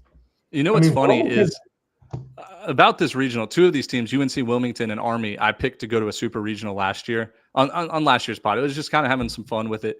I loved the Army team last year. I thought that they could go into Virginia. They got stomped. I was wrong there. UNC Wilmington. I thought Army was Southern Miss 2 years ago. I don't. Yeah, Southern Miss 2 years ago. Last year was definitely Virginia because they were down 9-0 before I even turned the TV on. So UNC Wilmington was another team that I went out, stood on my soapbox and was like, this is a super regional team, talking about last year. And, I talked to the coaching staff in the CAA tournament last year and was like, what do you guys think this year? And they're like, this is the best team we've had in a long, long time. And, sure, they get thrown in that coastal regional. I thought that they would advance out. They didn't. It would not surprise me if UNC Wilmington somehow put it together because I'm off of them now. Hey, it's when you least expect it. Yeah, like when you least expect it, right? And this is a better team than last year's team. Last year, Banks, what was his name? Something Banks. They had the pitching. They had every piece. This year, I feel like it's when you least expect it is when the success will come. So, hey, Wilmington, I'm telling you, I think this is the year they could. But now that I'm expecting it, it's not going to happen. So I'm going to do back off and just pick Georgia for now. You're right. All right, let's move up to the NC State Regional, Raleigh, North Carolina, hosting South Carolina, who looked a lot better this past week in Hoover. James Madison, in my opinion, the last team in. Their RPI was super high, but they did play 4 games at Arkansas, and they won one of those games. So I think the RPI was that helps the RPI a lot to go on the road to Arkansas. But still, really good season out there in the Sun Belt. Played well in the Sun Belt tournament, too. And then the Bryant Bulldogs. I'm sorry, but JMU should not be in it. That's all I have to say for opening thoughts. Yeah, like I thought, I don't know. Anyways, we've already talked about that. But what do we think here? Like, is Mark Kingston going to save his job? Is he going to advance to a super regional? I know there's a lot of people saying he's on the hot seat. Look, he loves 11.7. He loves us. He talked to us all week. His team's playing good. Cole Messina is the hottest hitter in America. And then meanwhile, at NC State, a team that has in my opinion, the best resume as far as weekend series wins in the country. They rely on 3 freshmen out of the bullpen that are electric. Like this team's going to be good for a long time. Alec Makarevich transfers from East Carolina to NC State. Grad transfers, top 20 in RBIs in the country. Really, really fun team. We saw them in person too, Jack. Look, I don't think JMU can win this. I don't think Bryant can win this. But it would not surprise me if South Carolina goes and wins this. It would not surprise me if NC State sweeps through this tournament. No idea. I like how you said all your Omaha caliber teams. We have 2 Omaha caliber teams in this tournament. You mentioned Coach Kingston. To me, like what he did last week in that tournament, and maybe it's just because like we've never been before, but like you realize we're just watching professional baseball players all over the place. Like Hoover's so tough. And his Gamecock team relied on a lot of guys that haven't played a ton this year, and they were really, really good. It took two like historic endings for them to lose in Omaha to an LSU team on 2 walk-offs. Like, so think about that. So to me, jobs well secured in my opinion. To me, this series goes to like a rubber match, right? Like that to be decided game Monday. It just has got that screaming written all over it. Because you're right, NC State. Like to me, that you mentioned the pen, Jacob Duden, and obviously Ryan Marone. Like there are some really Charlie Consiglio. Sorry, I was brain farting there, but Consiglio, Marone, and Duden. That's their X factor. Like 3 freshmen that throw 95 plus and like are ice in clutch moments. So to me, it's NC State, the best resume in baseball versus South Carolina, a team that's just in fuego and playing really good ball. Like that's a Monday at like 1 o'clock where I'm just going to be stoked to like wake up Monday morning and know I've got good baseball to watch. I think speaking of, well, I said something about JMU, James Madison. I told Jack about a month and a half ago, do not sleep on JMU. They have a shot. They're in the Sun Belt. RPI looks great. Schedule ahead looked great. They have a shot to play for something. And here they are. They're in the tournament. I just don't think they're that good of a team. I just think they got everything go the right way for them to be in this position. With all that being said, I think South Carolina, Mark Kingston, they're tired of regional appearances. They're tired of just making it to super. They want Omaha. That's what Mark Kingston needs to do to silence his doubters. They want Ray Tanner to produce Omaha trip. Yeah. Ray Tanner gave the job to Kingston. So with all that being said, I think South Carolina is in a great spot right here. I mean, you can see a UNC Wilmington winning that Athens regional, South Carolina coming out of this one. And it's not going to be easy, but they have a great draw to make Omaha. But I'm telling you guys, NC State is really good. And I mean, I think Ben, you and I both picked them to win the ACC tournament. One game they lost late in the game to not make it to the ACC semifinal. This is a good NC State team. So Sunday night in Raleigh will be electric between South Carolina and NC State. Will be electric. Do you guys think JMU is put in the tournament to help Coastal Carolina and their AD? Because let's talk about this. Going with this. Coastal Carolina finished 7th in the Sun Belt standings. Coastal Carolina also beat JMU 2 out of 3. So it was like, all right, if we're going to put Coastal in, we have to put JMU in. And I'm starting to think that's the case. But listen, this regional, no offense to JMU. Look, good season, really good season. I didn't think it was enough to be in. But how much better would this regional be with the College of Charleston right there as a 3 seed? I mean, JMU finished 8 spots behind Coastal in the RPI, so I don't think I'm on board with that. I think they just put JMU in. I don't know if do they have a committee member on the board? No, they didn't. But that's really weird. That's really weird. It was like almost like a shield for Coastal. Well, that makes sense. Coastal finished in front of them, and not in the conference. No, but in RPI standing and beat them head to head, which were their 2 things: common opponent and whatever you just said. I don't want to derail us, but a better shield would have been Troy then. Like to me, and I went off on it a little bit. Troy wasn't even in the first 4 out. Troy was 6th in the country in road wins, finished 3rd in the conference in the Sun Belt. Oh, and then by the way, like they swept Coastal at Coastal on the road. They were a top 25 team this year. They went and took 2 of 3 from the Raging Cajuns at ULL. No, those are just facts. Those are just facts. Like if you wanted a better shield, that resume is far, far better. RPI of JMU is better than Troy's. But like when you look at by a lot though. But I do like Troy, the better baseball team than JMU. I will agree with that. But metrics wise, it's hard to defend that. But 18 wins in the Sun Belt is a lot. I mean, it's weird how JMU got in, but Troy didn't, other than strictly RPI. But yeah, they're just picking and choosing. But anyways, I think this is going to be a fun regional. And then look, we got the last 2 regionals here to preview. Start here at the 6. Oregon State is the 14. Are they 14? No, they're 15. They're 15 because Kentucky was the 2. I'll tell you right now. Yeah, Kentucky was the overall. Yeah, Kentucky was 2. You're right. Dude, we've been on here for 2 hours. 11. My brain. 11. Yeah. Wait, who's 11? Oregon State. They're the 11? I don't think so. Sorry, 15. Jeez, I was like, golly, I'm 15. short-circuiting here. Anyways, besides the point, look, Oregon State, when healthy, I've said it, like they're a national championship contender, and they're healthy right now. Aiden May, nobody's beaten him on Fridays. He's been unbelievable. And then UC Irvine has been kind of my dark horse secret to win a national championship this year. At some points, they were like 200 to 1. I think they're down to like 80 to 1 right now. But talk about a team that just does not make mistakes. One of the best fielding teams in the country. Their pitchers throw strikes. And this is the first year that they've had like a really good lethal offense. Usually you think UC Irvine, small ball. No, this team can really hit. Dangerous 2 seed there. Really dangerous 2 seed. And then Nicholls State, great story out of Southland. They go and beat Lamar twice in conference tournament. And look, I mean, Nicholls has always had, like the last 4 or 5 years, like a respectable program. And this was kind of the year where, doing Southland research, they have a bunch of older guys. Like they got a guy out of the transfer portal that's contributed a lot.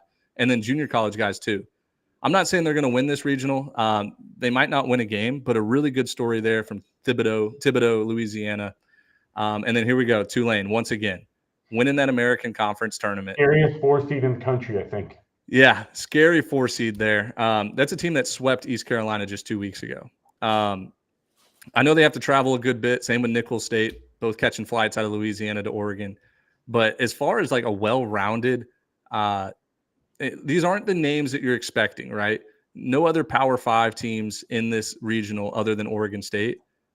But it feels like all 3 of them could give Oregon State trouble at some point. I don't really know if anyone's got a shot in that regional, to be honest with you. I don't know. Does anyone stand out to you guys? I think it'll be really weird. It's kind of a yucky regional when they announce it. Unlike these unbelievably beautiful HomeField pullovers, only one team's going to win this thing. They're wearing these.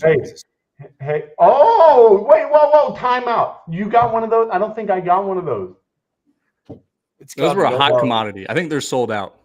No, I got the Tennessee one and a couple other ones. I didn't get the Tulane one. That's so sick. Anyway, I gotta tell you, if they roll out on Friday night in Corvallis wearing these bad man pajamas, oh my God, I want mine. I hope they're sending me one.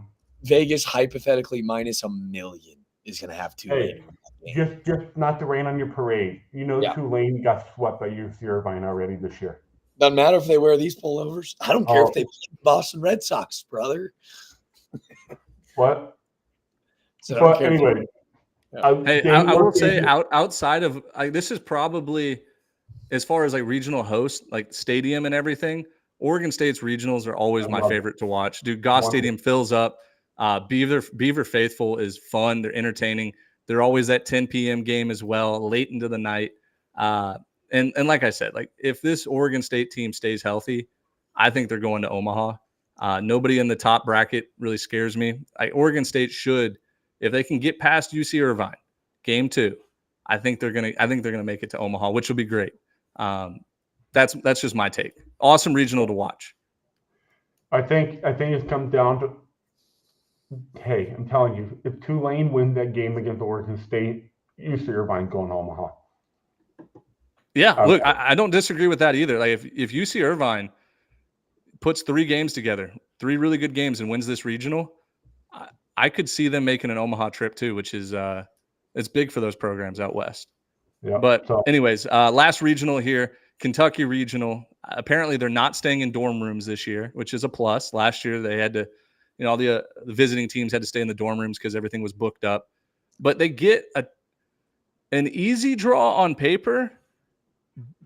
I don't know, though. Like, Indiana State's going to show up pissed off. They did everything they needed to. I said it a month ago. I said Indiana State figured out how to crack the RPI code. They got somebody from NASA, I feel like, in there, putting their schedule together. Every year, they're top 16 RPI team. And you look at their, body of work, their actual games and resume. You're like, how does this happen? They lost a series at Southern Miss, but gained points in the RPI. Anyways, Indiana State, super regional team last year. Kentucky, super regional team last year. Illinois, coming in as a 3 seed that ran away with the Big Ten. People are surprised, but 4th best conference in the RPI. Big Ten was a lot better than what people are giving them credit for, and they handled business in the regular season. And then Western Michigan, great to see the Broncos in regional play. I don't think they're a threat at all. But look, they got nothing to lose. I'm a big believer in Kentucky, especially after talking to their coaching staff for a good bit in the locker room at the SEC tournament. I think they've built something like a well-oiled machine where if one guy goes down, they replace him with a guy that's just as good. Everybody on the roster is a really, really good baseball player that was overlooked at some point. The coaching staff told us straight up, they're like, look, we can't recruit with those guys, pointing to the Kentucky dugout. Like, we can't recruit with Arkansas, but we can get guys that are undervalued and guys that we believe in and that will work hard. So I'm hoping for a Kentucky, Oregon State super regional, two teams that I think are flying under the radar, like significantly. Both of those teams can win a College World Series, not just get to Omaha. But like, dude, you just never know. Like, Indiana State could show up pissed off and win that second game. You know what I mean? Like, it's just college baseball, man. You can't predict anything. You can't predict shit at this time of the year. I also want to say I'm very close to putting a future on both Kentucky and Oregon State to win the College World Series.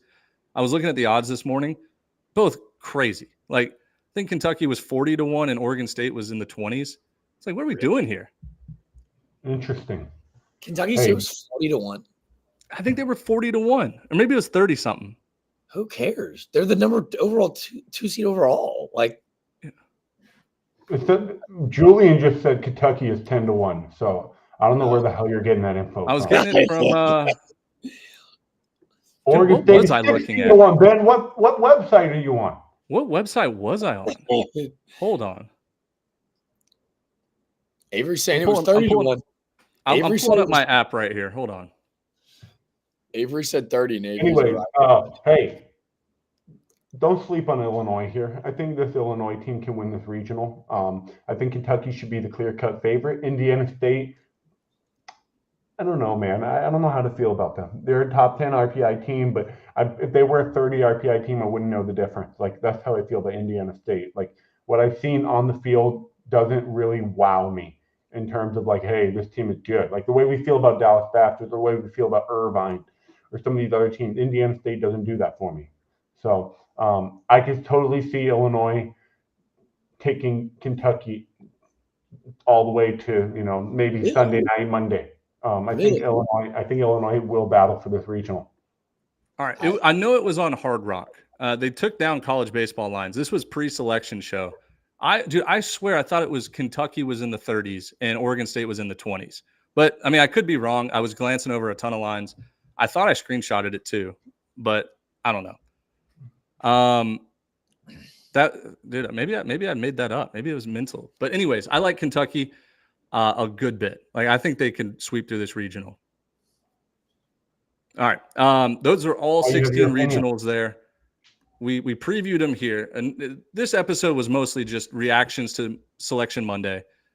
We appreciate everybody that joined in and watched. We will come out. Oh my God. With at least one more podcast this week, maybe two. We definitely want to do one with Vegas odds, and because they'll come out with odds to win the regional, odds to get to Omaha, odds to win the whole thing. Those are always fun to dive into. We'll give you our official picks. We'll make a graphic and all that. And then we might also just do like a Friday. If Jack and I are not at a regional in person, we might do like a Club Bromaha, maybe like an 11.7 hour live stream on YouTube. Okay. And we'll just watch the games here, show you our investments hypothetically, and get all that done. But anyways, a lot to plan this week. We appreciate everybody for listening and watching. This was great. Awesome for Coach Holbrook coming on from College of Charleston. That was fun. And you do not need pencils. We need pens. Lots of pens.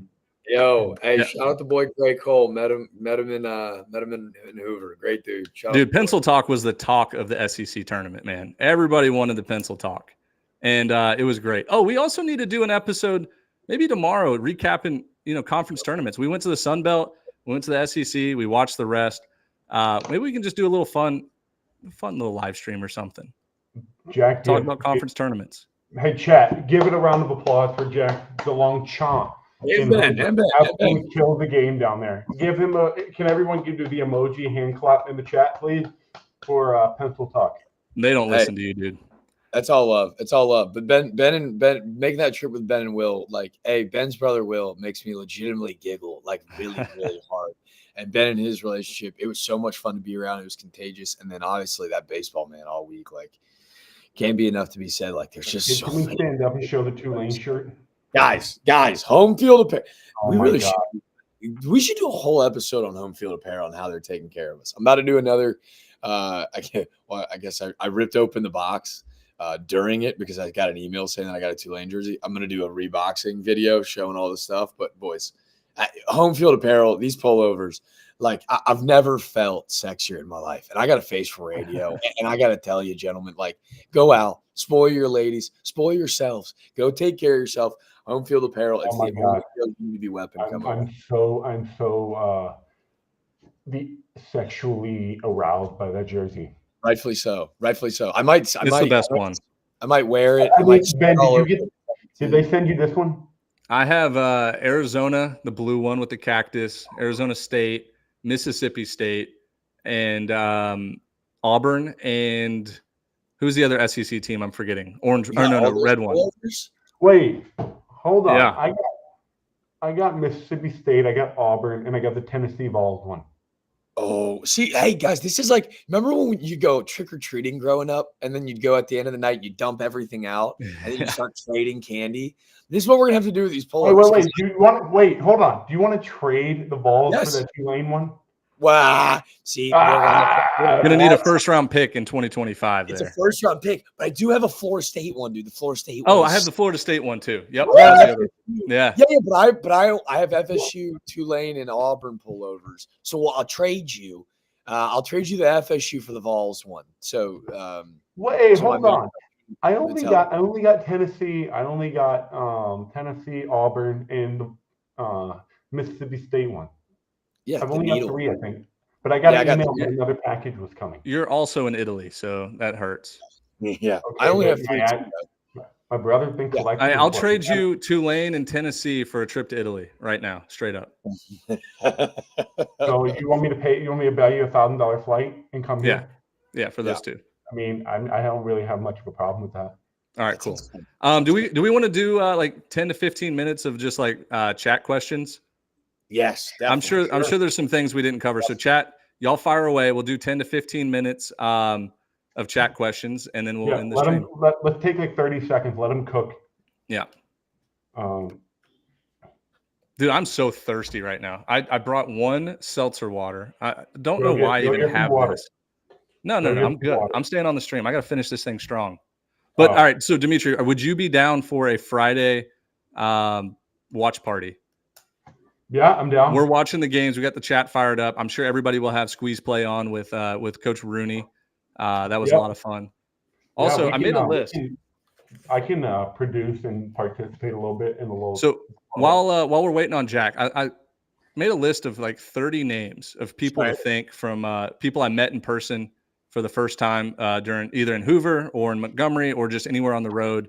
Really cool people. So shout out to Ben Beatty, SEC guy, who got us the credentials. He really helped us out a lot. Awesome dude. The whole Kentucky coaching staff, the Sunbelt SID, the guy that runs the communications for the Sunbelt. I didn't have his name, but he was. I feel bad because I talked to him for a while, and Jack did too. He was a great guy too. Big fan of the 11.7 and us promoting Sunbelt. Coach Deggs, Coach Mead, they're both of their coaching staffs. Steve Robertson, who was awesome, Mississippi State writer. He kind of took me and Jack under his wing and showed us the ropes, some tips and tricks of Hoover. He was a great story as well. Coach Lamonis was awesome to us.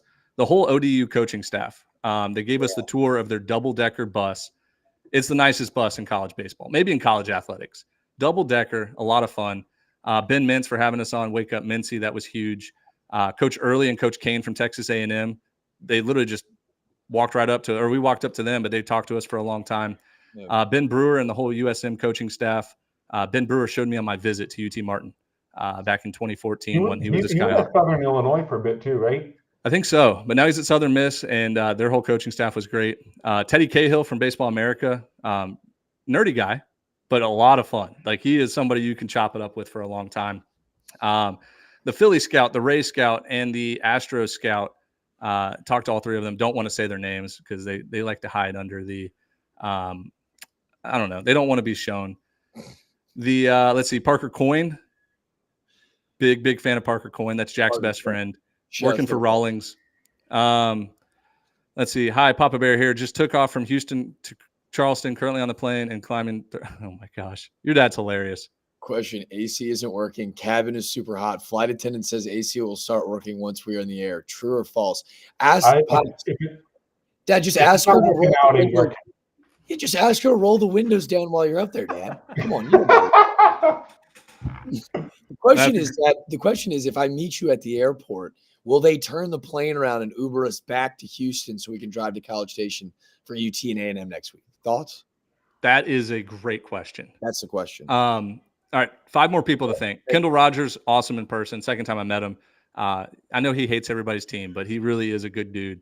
Kyle Peterson, the same way. Me and Jack talked to him for a long time. Tried to get Jack in the broadcast booth, SEC tournament. KP did not allow it. Coach Kingston was one of my favorites, probably the favorite coach I met for the first time. Let's see. Travis Ray and Ali Ware of Mississippi State. They both work in the athletic department, SID. So jealous of you guys. Matthew McCarley, Alex Day from College Baseball Central was I'm glad I got to meet him. He's a really good dude. And then Nick Ferrace from Louisiana Lafayette. He's their media guy. Graduated high school with me. There's a list of other guys that I just don't have, but it was fun. Like the SEC Sunbelt Tournament Tour was a lot of fun. We got to meet a lot of cool people. Shout out to everybody. Yeah. All right, here we go. Just a comment. This has been the best year for 11.7 content. Jack has been a great addition. The chemistry between you three is great. Keep it up, boys. Yeah, it's funny. We actually all three hate each other off camera. Like we honestly can't stand each other. But look, Jack's been an absolute huge addition. Boots on the ground type of guy. Relationships all over. He's the next face of college baseball. Watch out, Kyle Peterson. Jack's going to take your job. I really don't want to. Kyle Peterson's a really big dude. Meeting him in person. He's huge. I just want to be his friend. Yeah. No, right. but I appreciate that. Real question. Yeah. Yes. UGA number 7, the easiest bracket. Why? I think it is on paper the easiest bracket. Oregon State. Ooh. I mean, Georgia. But I just believe in Wilmington that much. I mean, if you look at, Georgia Tech could easily have been left out of the tournament. Wilmington, good 2 seed, but not a high-end, holy shit 2 seed. Like some of these other ones, like Mississippi State 2 seed, or I think Arkansas might be the easiest on paper. Now that I'm looking back at it, I just think Georgia Army is a weak 4 seed that can maybe have a good day at the yard. Georgia Tech, not great. They've showed us that. Wilmington, I just think Georgia on paper has a really easy regional. It's tough to pick. There's 16 regionals, and like obviously every team in each regional is good enough to be in this tournament. So I think I would go Arkansas as the easiest, but UGA is like right there too. You could even argue that Kentucky got an easy regional. If you depending on your view on Indiana State, you could argue that Kentucky got an easy regional. Mm-hmm. All right, mid-major national championship national champ because every 8 years is a thing. Who's our pick? I think there's 4 that could do it. Like legitimately win the national championship between Santa Barbara, Irvine, East Carolina, and I'm just blanking on the 4th. Who was the 4th? Baptist. Yeah. Dallas Baptist, of course. Like those 4 seem like they separate themselves from the rest right now. If I had to pick, I would say Santa Barbara. I think they're the most complete team. They started out cold in the beginning of the year, losing that series to Campbell.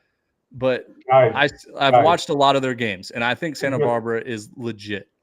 We just crossed 10,000 viewers. Pretty insane if you ask me. Wow, that is big time. We're the answer. We're going to Omaha. We're the mid-major pod that nobody believed in. 11.7 national champs. Come on, we're going to Omaha. They should play us. Thank you. Okay, let's do this. We have the 16 hosts, so I'll just. We can't sit here and rate them. That's impossible. So rate of the stadium host accommodations. Let's do this. Let's just do this. 1 out of 10. I'm gonna name the stadium or the hosting site. Just give it a 1 out of 10. Okay. Wait, what's a 1 and what's a 10? All right, Knoxville, Tennessee Vols. 8.5. 9. 11. Only one No. score. No. This is an unbiased All right. segment. But no bullshit. I just think about the Drew Gilbert Grand Slam, and that was 3 years ago. That fan base has only gotten crazier. I'm at the SEC championship yesterday, right? And LSU fans are nuts. It was 60-40. Like Tennessee Vols fans showed up in waves, dude. They're renovating that stadium right now. It's going to be all good to go. I'd say 11 because of Tony V. It's a 10 of 10 experience, like because of the fan base and because of the people there, not necessarily the state. But I don't think accommodations has anything to do with fan.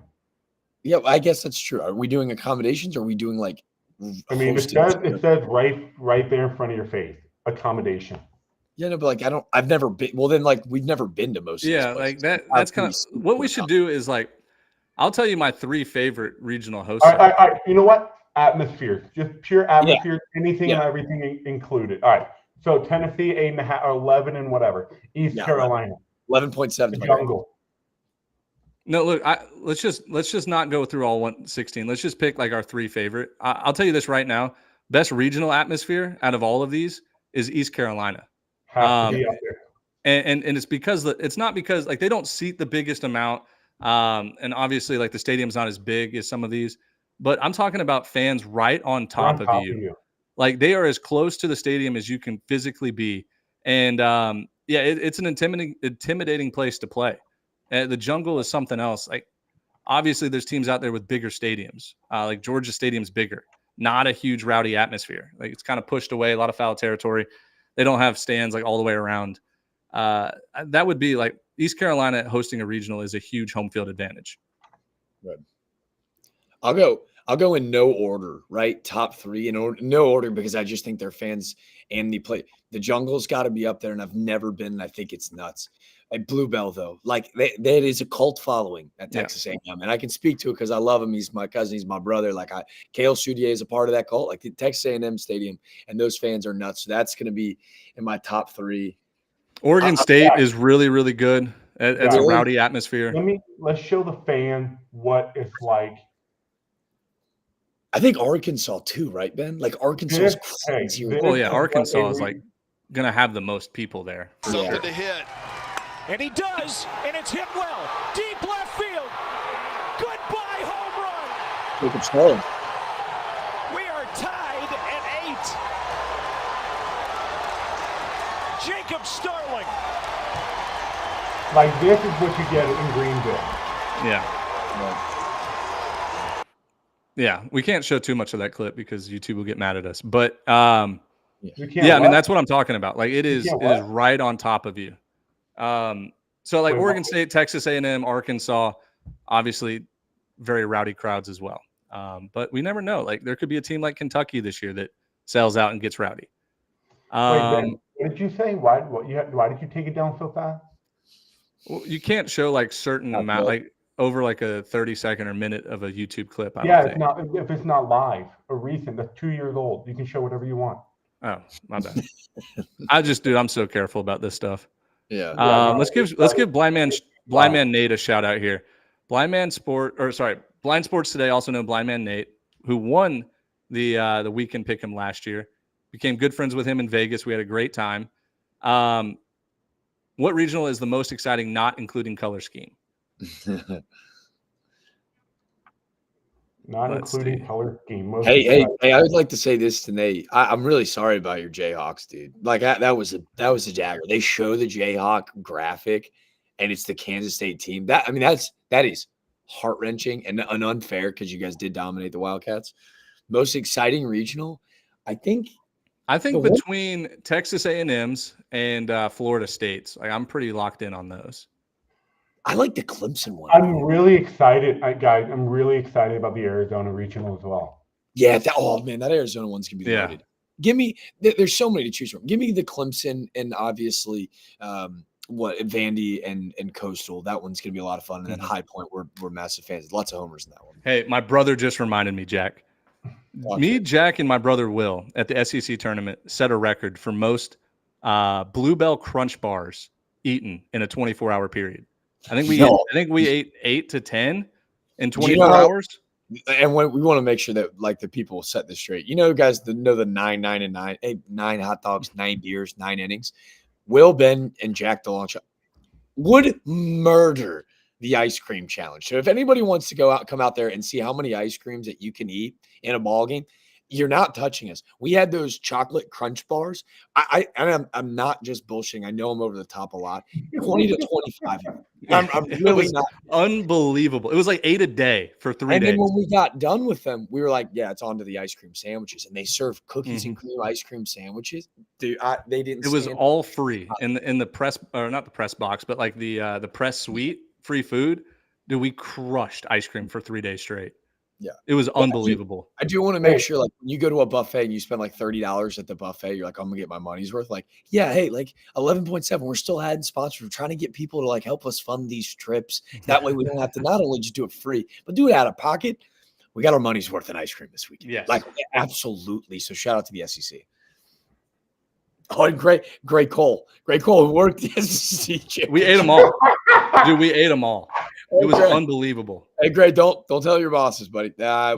We murdered them. I mean, Yeah. but we didn't waste them. We did eat them, but Dude, every single one. It was unbelievable.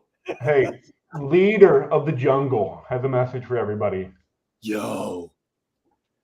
All right, so let's have a quick conversation then. Let's have a quick conversation. I'm trying. I'm busting my tail. If anybody's got any phone numbers, I've made a couple calls in the last 12 hours. I'm trying to get on a broadcast for this regional. If it doesn't happen, hey, man, we got another year for us. Pirate Nation, I got to know. Flops are going to be on the ground somewhere this weekend. Where do I go? Where do I stay? Do I come see the boys in the jungle? I'd like to show up somewhere that kind of feels like the spot. Someone tell me why it is. Bring a cooler of beer, slap a GoPro on your forehead, and just walk through the jungle. That is a week's worth of content right there. It's a special pencil in place. front of you, dude, just interviewing sloppy drunk Pirate fans just cheering on their team in the jungle. I mean, I don't think you can get better content than that. Chapel Hill for the LSU game, Jack, please. Hey, I will say they're still undefeated. They're still undefeated. And you're missing a big one, right? Like, it might be Chapel Hill's regional, but the Vegas by far favorite is going to be the Long Island Sharks. So I get my Sharks and the Tigers in the same spot. That might be, yeah. Why don't you wear a spinny hat that is in memoriam of the Shark, but you wear LSU like gear, but you wear a spinny hat? It doesn't have Long Island on it. Everybody just knows what it means. I love it. So maybe we start with the boys in Chapel Hill, and then like Sunday for the clinching game, if ECU's got a shot. What if we did this? What if we set up like a camera out in the outfield of the jungle, and Ben and I did a makeshift broadcast from the jungle? There will be no room out there. Zero room. Well, good. Zero room. Let's ask. Oh, here you go. I think this is that Barstool bar that keeps winning every damn year. Sup Dogs. I'm down. Yeah. Never been to Sup Dogs. Sounds like a fun place. I think this is the place that keeps winning that Barstool. What is that challenge they do? Best Barstool, best bar, something like that. This is the place. Sup Dog keeps winning it every year. Is that a real place, or is this like Ligma? Yeah, No. I'm careful here. It's a place. I don't know, Barstool keeps voting it. Yeah. Dude, Sup Dogs is right down the street from D's. And right next door to Club 40. Yeah. Hey, dude, all kidding. Quinn, I love this question. Raleigh on Saturday, if NC State and South Carolina are playing each other. No kidding aside, I think that's going to be the best game all weekend, like across the country. I really think when you look at South Carolina and NC State, they're very much Omaha caliber teams, deep as hell in the bullpen, really, really good rotation. Hey, here you go. You're none. Yes, we got the invite. Whoa. All right. I'm honored. I'm blushing a little bit. Thanks, Pirate Nation. All right, you guys want to wrap this up 2.5 hours? Yep. 2.5 hours. What a fun fucking episode. This was fun. A lot of fun. Yeah, this was great. I mean, Selection Monday is the best day of the year. It's because you're just so optimistic about so many teams, and then those teams you're optimistic about always fail. They get their hearts ripped out. Yep. But I got my group of teams that I'm going to place some investments on hypothetically, and hopefully I can hit one this year. East Carolina was my preseason pick to win the whole thing. Just saying. Actually, it might have been Arkansas. I might have switched. You did have some crazy teams in Omaha. You did have Arkansas because of the longitude and latitude. Yeah, that's what it was. You had ECU there. You had Georgia there. You had some other weird ones. You had Georgia Southern there. Yeah. But anyways, next episode will be probably gambling related. We're going to dive through each regional, make our picks, make our Omaha picks, Omaha 8, and our Omaha winner. So it'll be fun. That's another good episode too. But last but not least, we got a message for Dimitri. That's